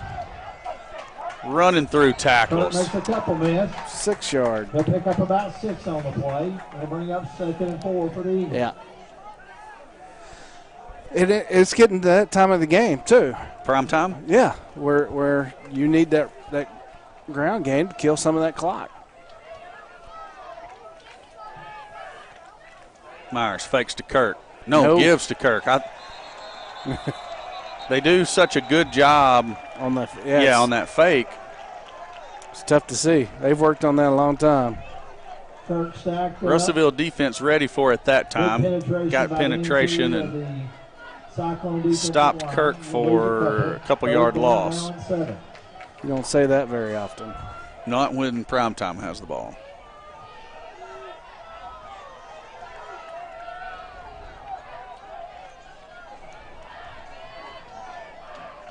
Fakes to Kirk, throws over the middle. We had two receivers there. So Yeah, somebody was confused. It's almost like one of them was supposed to run it a little deeper, but they both ran the same route. A defender stepped in between them. They had to alter their route. So, okay. Eagles will be forced to punt. 45 seconds to go here in the third quarter. Well, again, we're going to have to put some pressure on them defensively and come up with an answer. Ooh, Newman's kick is blocked. The kick is blocked. Cyclones are going to get the ball at the 30-yard line. Oh, man. Cyclones with a big block on the punt. They'll take over first and 10. Pressure come off that top side. You know what they say about momentum. Yep.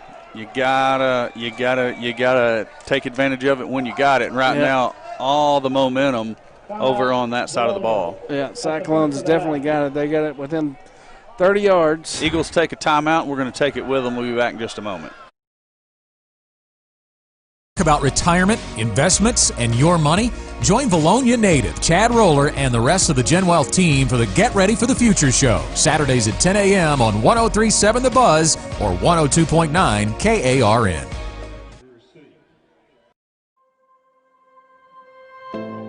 Are you looking for a pharmacy that does more than just hand out prescriptions in a paper bag? A pharmacist that knows you and your family members on a first-name basis?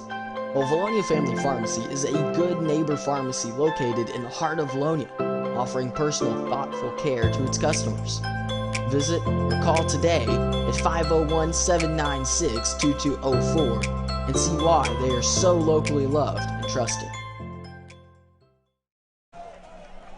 All right, we're back. Eagle defense seems like they've been on the field the entire quarter, Alan. Only 39 seconds left in the third quarter, but, man. This is Russellville's third drive of the quarter. Vilonia had the ball twice. Cyclones with it, first and 10, ball spotted at the 30. 39 seconds. That'll be a procedural penalty on the Cyclones. Yeah. Good ball. Snap infraction. Russellville. 5-yard penalty from the previous Technically spot. called a snap infraction. Actually, that should be a fumble. The center snapped it into his own backside and it hit the turf. That 5-yard mark off officials the giving the first and Cyclones a 15. gift right there. Huh, interesting. So maybe somebody else jumped. I was focused on the center because I knew that looked weird when I was watching it on my screen here. First and 15.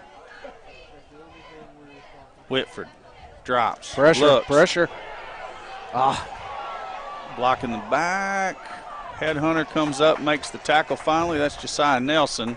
Eagles with good penetration. Going to pick up 4. Seal the deal in the backfield. Whitford will scramble. He's got some escapability. Back to the original line of scrimmage, just shy of that. And Take it down to 11. We've done a pretty good job keeping him contained. Yep. Second and 11. You know, they were trying for a big play there. Yes, they were. They were looking downfield, so our cornerback safeties had the receivers locked up. Looks like that's going to be the last play of the quarter. We'll check in with Grant McNew for a sideline report here. Grant, Eagle defense needing to step up to the call again. What's it look like from your angle? Corey, it looks like the Eagle defense is doing the best they can in this situation. A blocked punt that's jumped on is always a tough situation to start in for any defense. Yes, that was basically worst case scenario.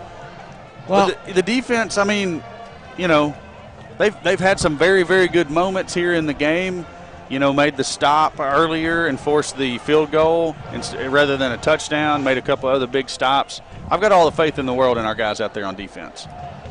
You know, you're exactly right, Corey. The defense has done a fantastic job so far, but you need the offense to stay on the field for more time. We saw it in the first half, and it made a big impact on the defensive side of the ball.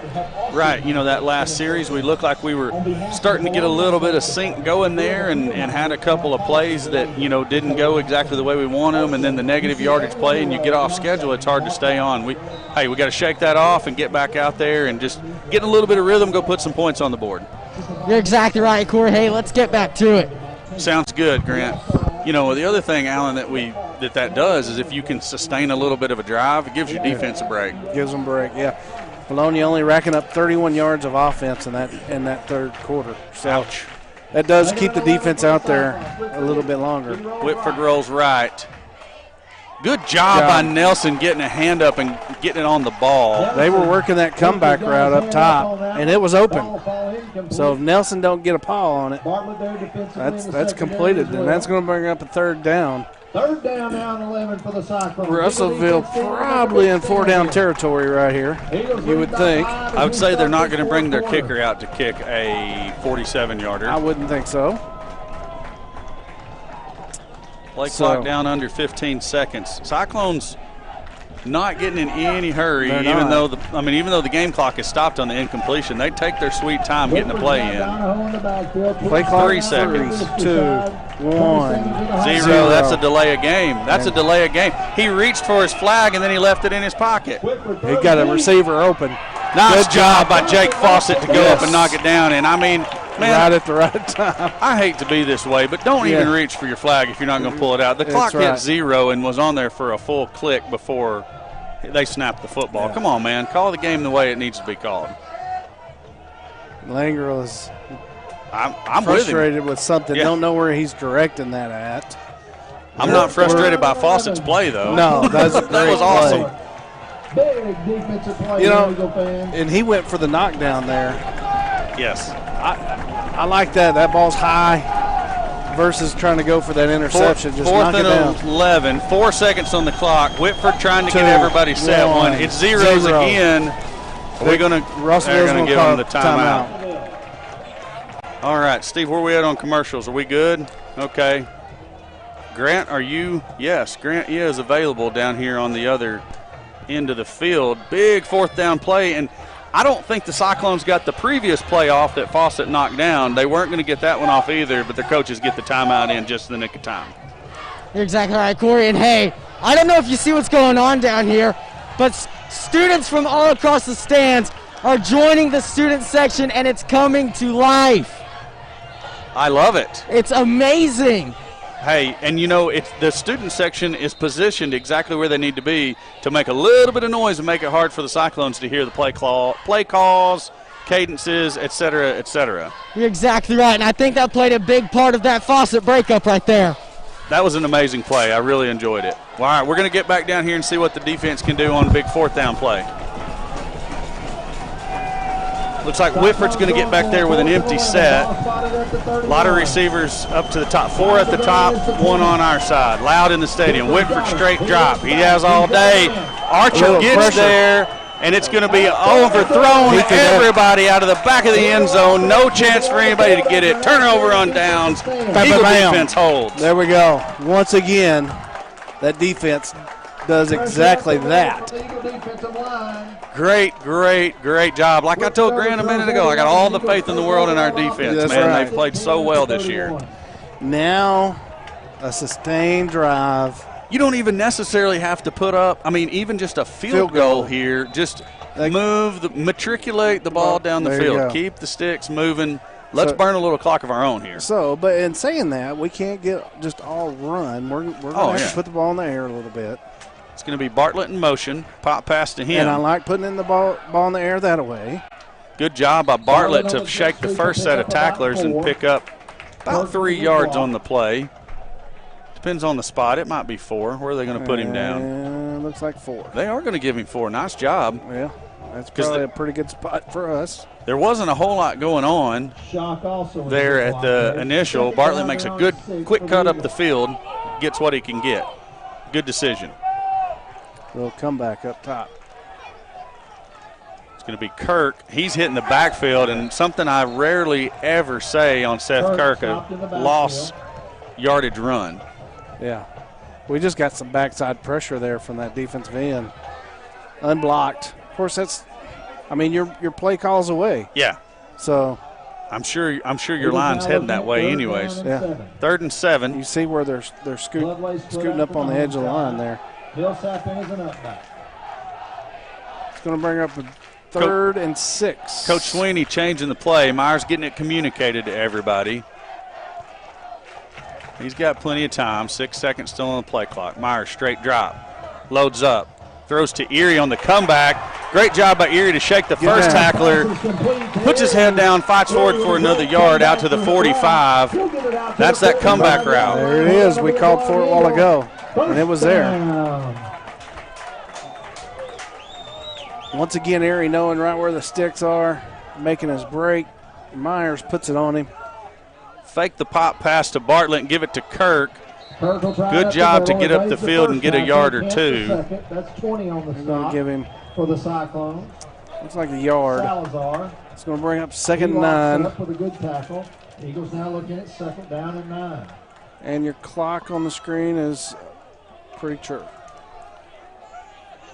Millsap back in at sniffer, similar to the set we had earlier in the game. Bartlett in motion, fake the pop pass, give it to Kirk, straight up the middle and just powering forward. 5-yard pickup. Bring up 3rd down. Eagles now looking at That O-line's going to go. We're going to need them to go to work right here. Well, you know, this is where we were having success with the run game early when we had Millsap in there just helping plug another hole, get another bit of push. Yes. 3rd and 5. Fake to Kirk. Screen to Bartlett. That was red. Yeah, that safety read it. He had him beat 10 yards back. He's getting chippy.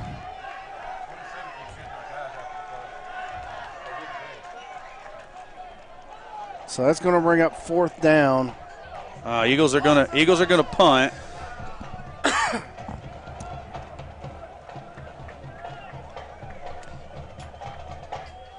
So we're going to have to get this one away a little quicker. That's Gray back deep to receive.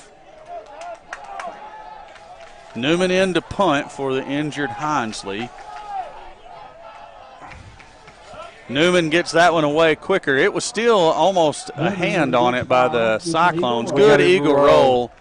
It's going to keep going. Hank Stiles trying to wave it on down inside the 15 down to the 12-yard line. That's where the Cyclones will take over. And that's the kind of punt we needed. 40-yard punt by Newman. You got commercials, Steve, or what do we need to do here? On to a 5-point lead. Okay. Clock to 8 minutes and 20 seconds. Just in the game clock to 8:20. For some reason, I don't know why.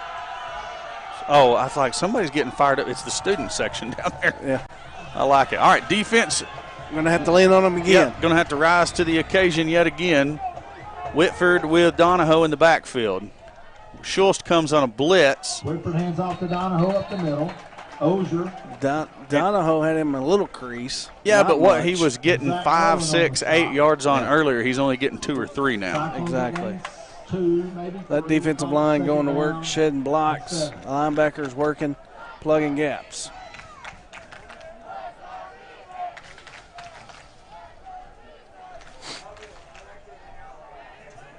We'll bring up a 2nd and 7. Whitford gives to Donahoe again. That time he gets his grease. Yeah. And you can't give him a step. Donahoe up the middle. You give him a step and you're chasing. That was enough to move the sticks. Going to bring up 1st and 10 at the 29. Ozier on the stop. Clock rolling. 7:36 to play. Cyclones will pick up the 1st down. 1st and 10, ball spotted at the 29. Play clock was at 20, then it went to 28. Yeah, I saw that. The play clocks are different. Oh, well. There, they went to the same. Yeah, false start by the Cyclones that time. That was weird. Wholesale change in on the D-line. Oh, actually, no, they're going to call offsides on the defense. I thought the Cyclones moved. That's my bad. You know, Russellville's gotten a couple of 1st downs and got the ball in better situations on that play tonight. So something they obviously work.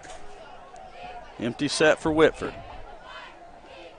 Schultz giving chase. We missed him. Hey, we got him that time. There was too many Eagles back there. Jaquel Lovelace, Keller Schultz, and Jordan Gwynn back there. Along with Lovelace were the final two there. Archer got some pressure. Huge loss for the Cyclones, all the way back inside the 25-yard line. I believe Archer was the one that started that pressure. I think it was Schultz off the edge because Archer ends up over here in the middle of the field. Schultz came on a blitz. Okay. But it was from that same side Archer was on. Yeah, I had the 5 right. Whitford straight drop. More pressure. Jordan Gwynn back there again. Chase him down, Jordan. Chase him down, Jordan. Good hit by Ozier. Oh, man, what a completion. What a completion. Seth Kirk there to make the stop. But Whitford is slow to get up. He took a shot from Ozier. If they spot it at the 40, it's going to be a first down. Or if they spot it at the 39, it's going to be close. They spotted at 39. They don't have it. No, it's not. What are we doing? Whoa, whoa, whoa, whoa, whoa, whoa, whoa. What are we doing over there? The stick was on the other side. Oh. Huh. Wow. Well, the official called it. So he did. That's what we get. Dead gum. Okay. From our position, it appeared the stick was in between the 39 and 40.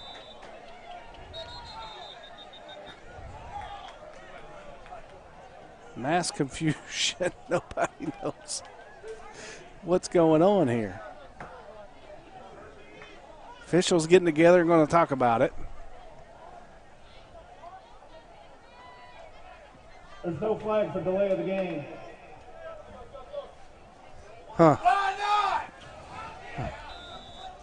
All right. Well, I have no idea what went on right there. I don't either. I wish I could tell you. Donahoe off the right tackle. And he's getting some Hard creases. Up the middle. He'll pick up about 6 on the play. Clock on the screen is true to what we got here in the stadium. It's going to bring up 2nd and 4. Win Archer. So it seems like Russellville just being able to pull the rabbit out of the hat here lately on this drive. every time, yeah. It's going to be Donahoe again, but nothing doing that time. Jordan Gwynn, he's doing a great job of getting penetration. And we've had him sacked for big losses. Short, behind the line tackles. Like you said, they got that daggum lucky. We need to cut that rabbit's foot off and stick it in our pocket. Seems like on 3rd down they have found the lucky foot. 4:30 to play.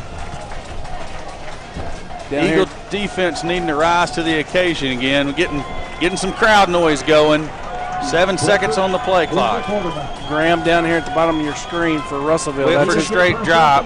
He's going to get. Oh, yes! Great job. Archer had him. Whitford escaped, and Archer never gives up. It comes back and makes the sack. Big play. Huge play for the defense. That play right there forces them to punt.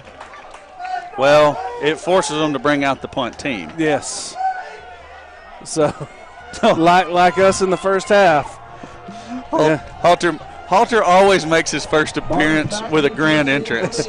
Somebody needs to give him a chin dent. Punt gets away. It's off the side of the foot, and Eagles just need to get out of the way and let it sit. Great job to get out of the way.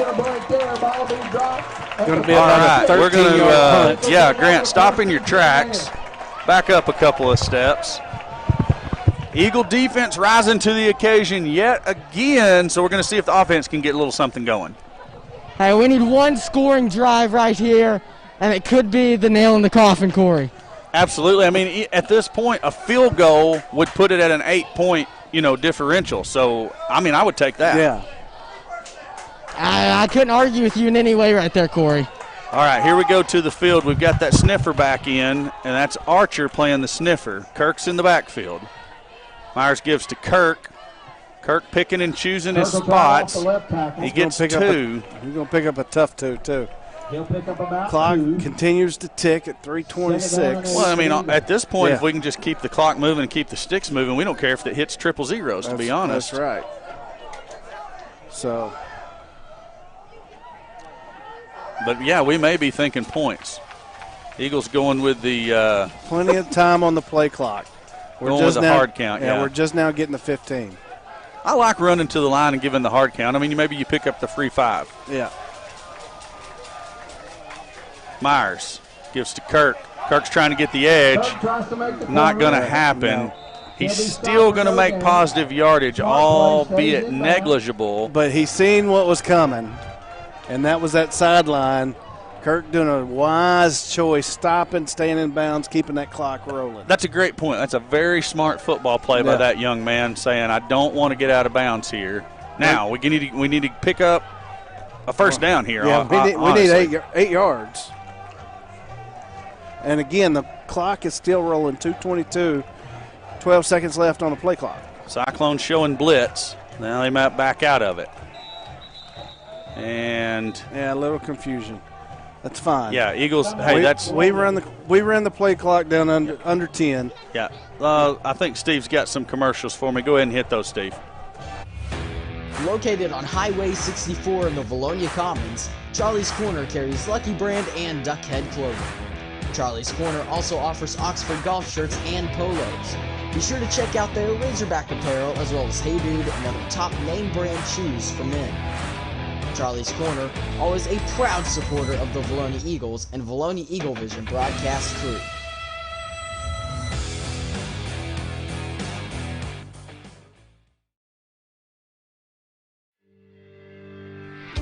Vilonia Pizza Pro is a locally owned and community-oriented business focused on serving the people of Vilonia. Check in regularly for special deals and new menu items.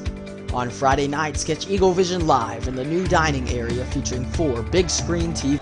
Back to the field. Eagles looking at a big 3rd and 8 play. Took the timeout to make sure we had the right play call in. Coach Swinney getting his troops together. Fake the pop pass. Give it to Kirk straight up the middle. He's face masked. Yes, there it is. He picks up the first down anyways, and he's going to get some extra yards on the end of the run. He's slow coming up. That's the injury we kept seeing him coming up with last year. 30 carries for Kirk tonight. 30 carries. He's been a workhorse. So add an extra 15 onto the end of the run. Man, that's show them one thing, get them thinking that we're going to go there because it's a need of 8 yards, and then just send the prime time right up the middle. I love it. They got a little taste of it. Let's hope everything checks out. Let's see what we got here now. Looks like it's going to be Hunter McCool checking into the backfield. Fawcett was out there. He's going to trot off now. Looks like Erie and Bartlett going to go up top, and Archer's going to be – I thought he was going to check in over there in that power eye for a second or something. It's going to be McCool. Good cut by McCool. Oh. Yeah, that didn't look good, but he pops right up. That's a good hard run by Hunter McCool right there. Hey, that's just a good football play. I mean, Cyclone defense come in and lay in the wood. Cool hopping right up. I like that football play. Oh, yeah. No, I wasn't saying anything was dirty, but just the way his head popped around there. That was hard hit by it's a good hit. Yes, good hard hit. Good clean hit.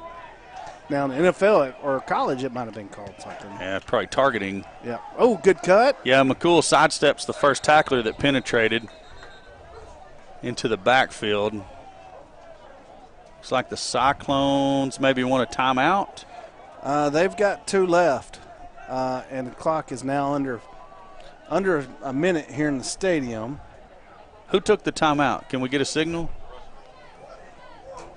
This is – wow. Okay, Steve, what you got for me? It's on Facebook. There are hundreds of floor plans to choose from. Our family team is trained to design the perfect home for you. We deliver anywhere in Arkansas and surrounding states. So come on by and visit the Hawks family today. You'll see why we're Arkansas's #1 dealer, Conway and Little Rock. Hawks Mobile Homes, we're home sweet home. About retirement, investments, and your money? Join Vilonia native Chad Roller and the rest of the Gen Wealth team for the Get Ready for the Future show, Saturdays at 10 a.m. on 103.7 The Buzz or 102.9 KARN. All right, back to the field. Russellville taking the timeout. The clock in the field had gotten, or in the stadium had gotten down to 58 seconds. Officials had it reset to 1:07.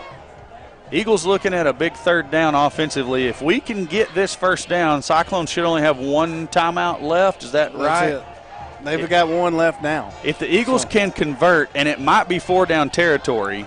Yeah. But Either that or the field goal, too. I was going to say this might be Newman time. Power I for the Eagles. Gibbs going to be to McCool.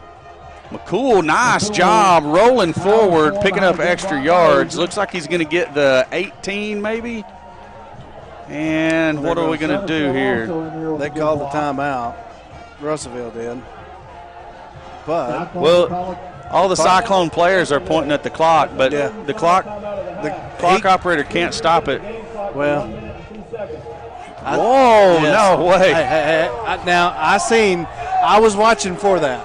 I seen when he called timeout, the official on the other side he waved his hands to. Okay, I didn't see him wave his hands. He did, and it was about. All right, let's kick it down to Grant real quick here. We're currently having a discussion in the press box about the officials' clock management here. Oh, I'm sorry, I didn't turn you on. Now your mic's hot. Go ahead. A lot of the fans were very upset with that call to add 10 more seconds. Hey, here we go. Newman is out to kick the field goal. Erie to hold, Stout to snap.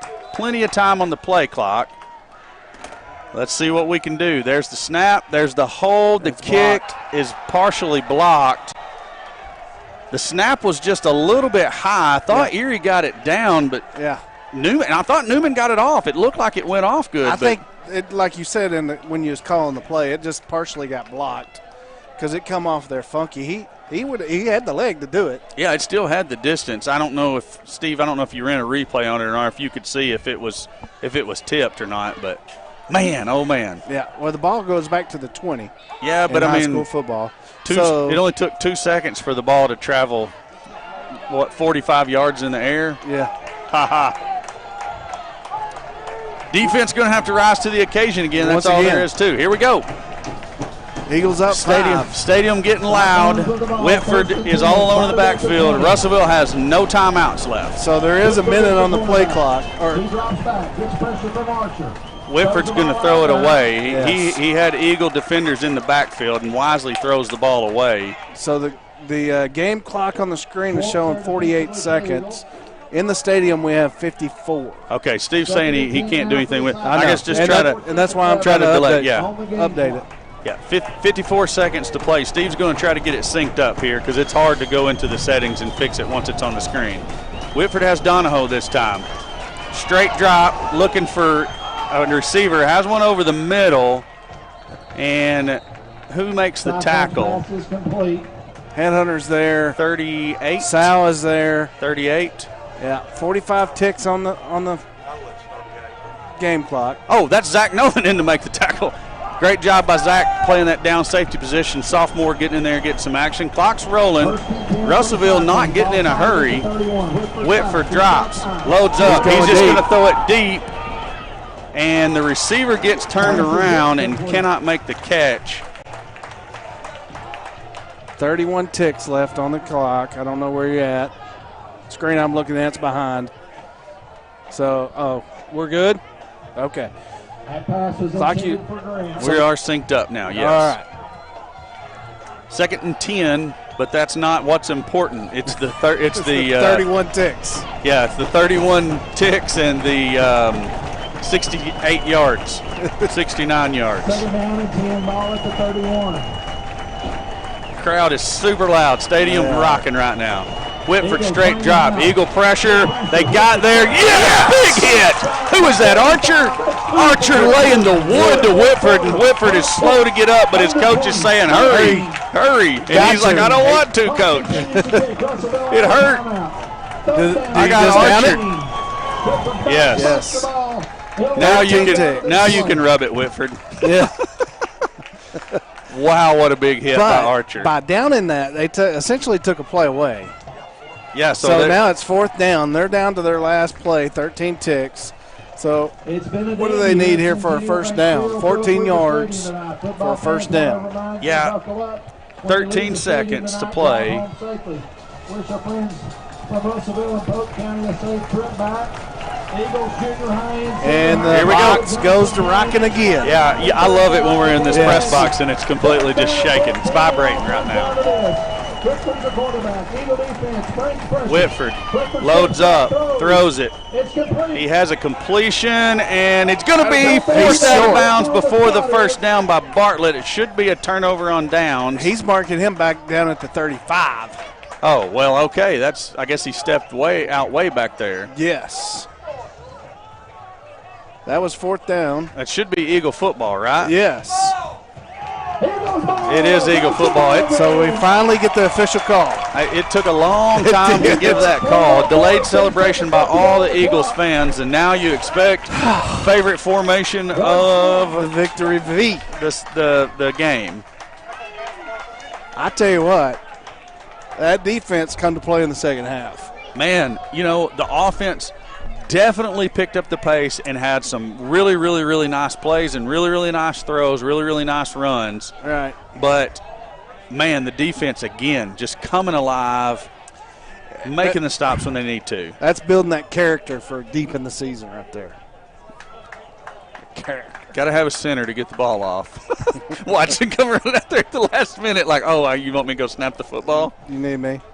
Victory formation. Myers gets it and takes the knee, and that's going to do it. Clock hits 000. Eagles are going to win it 28-23. Getting the win over the 6A opponent, Russellville Cyclones, coming down to Faulkner County. Take that, the publication. Yeah, the publication picked us to lose.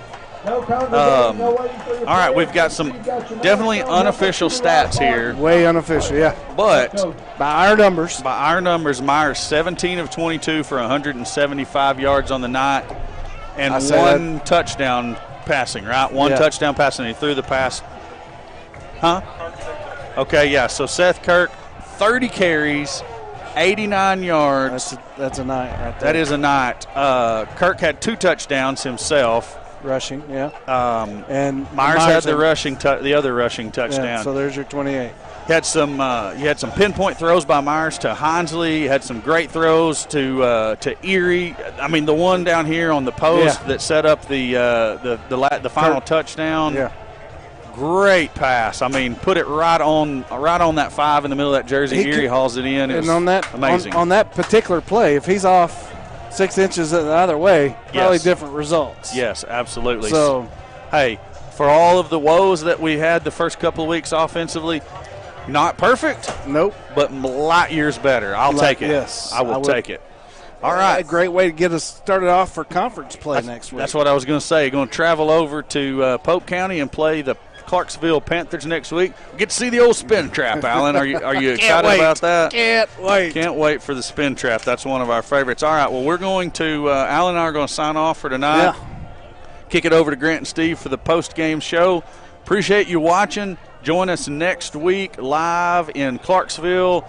We'll go live somewhere around 6:15, 6:20 as usual, and have a wonderful pregame show for you and hopefully another big Eagles victory. That's right. All right, guys. Appreciate y'all tuning in. We'll catch you next week. When you're in an accident, sometimes it's hard to make a decision on what to do. At Conway Collision Center, we'd be happy to walk you through this mess. As a family-owned, long-standing company, we walk you through every step of the process while valuing and respecting your car like our own.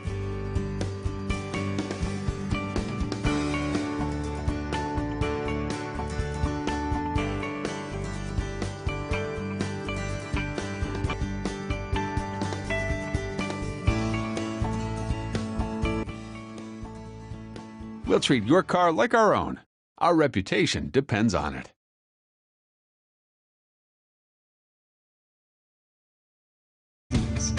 Pizza Pro of Vilonia is a proud supporter of Vilonia football and the Eagle Vision broadcast.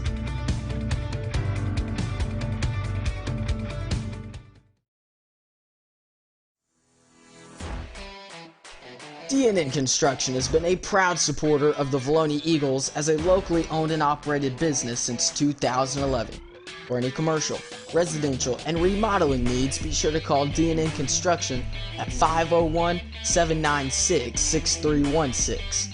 Once again, DNN Construction is a proud supporter of Vilonia Eagle Vision and the Vilonia football team. Go Eagles!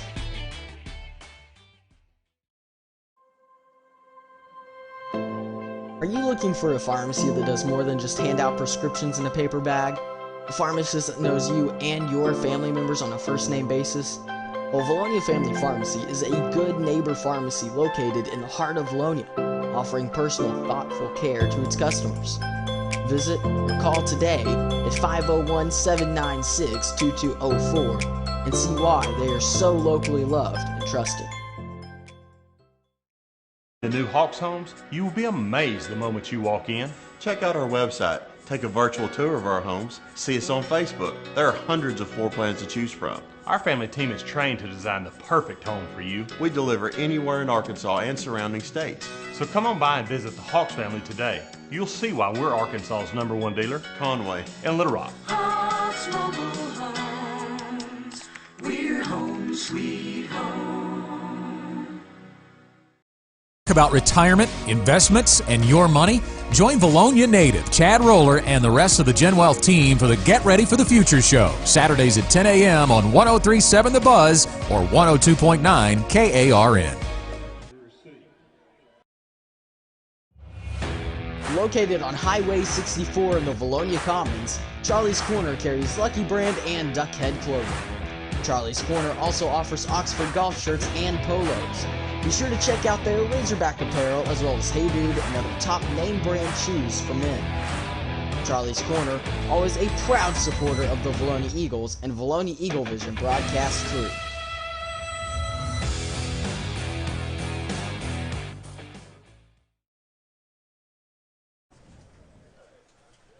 And we are back. That's the end of the ball game. Eagles walk away with a 28-23 victory over 6A West opponent Russellville. Steve, any thoughts on the game? Wow, what an exciting game! You know, for pregame we said that this could be a game that could come down to the end, and man, it did. And there's not a player out there that didn't step up tonight. You're absolutely right, Steve, especially on that defensive side. They played as one unit, it seemed like, and we're just something special. There was something special about them tonight. Well, you can tell the first two games they didn't look that great, but you could tell this game they're coming together as a team, just like we saw last year. You know, first two games didn't look very good, but you know that third game they started looking better, and I think this is a team going into conference play, Clarksville next week. I think that we'll see a team that is on fire. I think you're absolutely right, Steve. This is a team that is ready for conference play. Still some things to work on, but no preseason, no 7-on-7 with this whole coronavirus, COVID-19 stuff. I would expect to see them improve much more each and every week, and maybe, just maybe, we'll see some playoffs. Well, I think this is a playoff team. I mean, I don't have a doubt about that. Right. I think, looking at conference, there's some teams that we can sneak up on and beat. And, I think that you will do well in conference play. It's hard to believe it's already conference play, Grant. It really is, Steve. It's come so fast. It's so slow. That's it. Who's your players of the game? Steve, it's hard to narrow one down. It but is. I think these two, they really just kind of worked off each other, especially in that first half. I'm going to take one Seth Kirk with 30 carries and 89 yards. I'd go with that one. Alongside Austin Myers, 17 for 22 with 175 yards. I tell you, Austin was on tonight. He looked like a different player. Yes. You can tell him and his receivers are getting it together. They've got their timing down. You can tell, the routes, he's there, the ball's there. Did we have a dropped pass all night? Well, 17 of what? 22, but how many of those were thrown away or thrown at feet, Exactly. But, you can tell that they have worked on that in practice, and they're getting better at that. Hey, and you know what, Steve, as both of these guys improve, I would expect to see, the number of total plays increase, and especially the number of pass attempts increase as well. We saw really a very low amount of passes in the second half as Jamison Hinesley was out. That was a big hit to the offensive receiving core. And just, again, praise that defense. Not a single point scored by Vilonia in the second half. Props to Russellville on that. But even bigger props to the Vilonia defense, who just completely shut down the Russellville offense when it mattered. Yeah, and if you're Russellville, bless their hearts. I mean, this is 2 games in a row that's It's a come down to heartbreaker. the end, and that's just it's a backbreaker. I mean, 2 games that have come down to the end, and they come out on the losing side. Well, realistically, when this Vilonia Eagles team is at their best, which, they weren't at their best tonight. They were not. They're getting there, but they weren't at their best. But when they are, you could put them up there with a lot of 6A teams, and they'll compete. Yes. And, I don't know if you had a chance to watch the coaches show, but Coach Langrel said, this team, they don't want to just win the game. They want to win every play. And I think tonight they were able to accomplish that. And like he says, if you win every play, you'll end up winning the game. And I think that's what we saw here last night. I see Seth Kirk is going off the field on crutches. That's not a good sign. It could be just to rest that ankle. I don't want to, make any assumptions about that injury there. Speaking of, how about the role players for the Eagles? You saw people tonight. You had no Luke Trubiano. You had little Jamison Hinesley. You lost Seth Kirk in a key moment, among so many others. You finally got Jake Fawcett back. You lost a couple corners in the secondary, just safeties corners. Mm-hmm. They all stepped up, next man up mentality, and it didn't seem to affect anybody's position. Yeah, and, Luke not being here tonight, you had to wonder how's that defense going to play without him. But, they didn't miss a step without him. We wish he was here, and he would have I hate he's sitting at home watching this. Right. But hopefully we'll have him back next week. But he had so much to that defense. But shout out to that defense. They've just played lights out this year. Players like Elijah Bell stepped up. Campbell Ozier. You saw a little bit of Seth Kirk on defense. I believe we saw a little bit of him. Nolan. Yeah. You saw Zach Nolan, that linebacker spot. Hank Sowell in at safety. I mean, there's just so many guys that stepped up and played their roles to the best of their ability. And tonight, best of their ability was all you needed. That's it. Great win by the Eagles. Going into conference play to win a game like this, they're going to be soaring high going into conference play. Absolutely right, Steve. As we close it up again, I'm Grant McNew alongside Stone Cold Steve Austin, Corey Erie, Alan Wade, and the one and only Ben Duff behind the camera with special help from one Tim Nolan at the stat sheet. We'll see you next week. Don't forget to tune in. Go Eagles.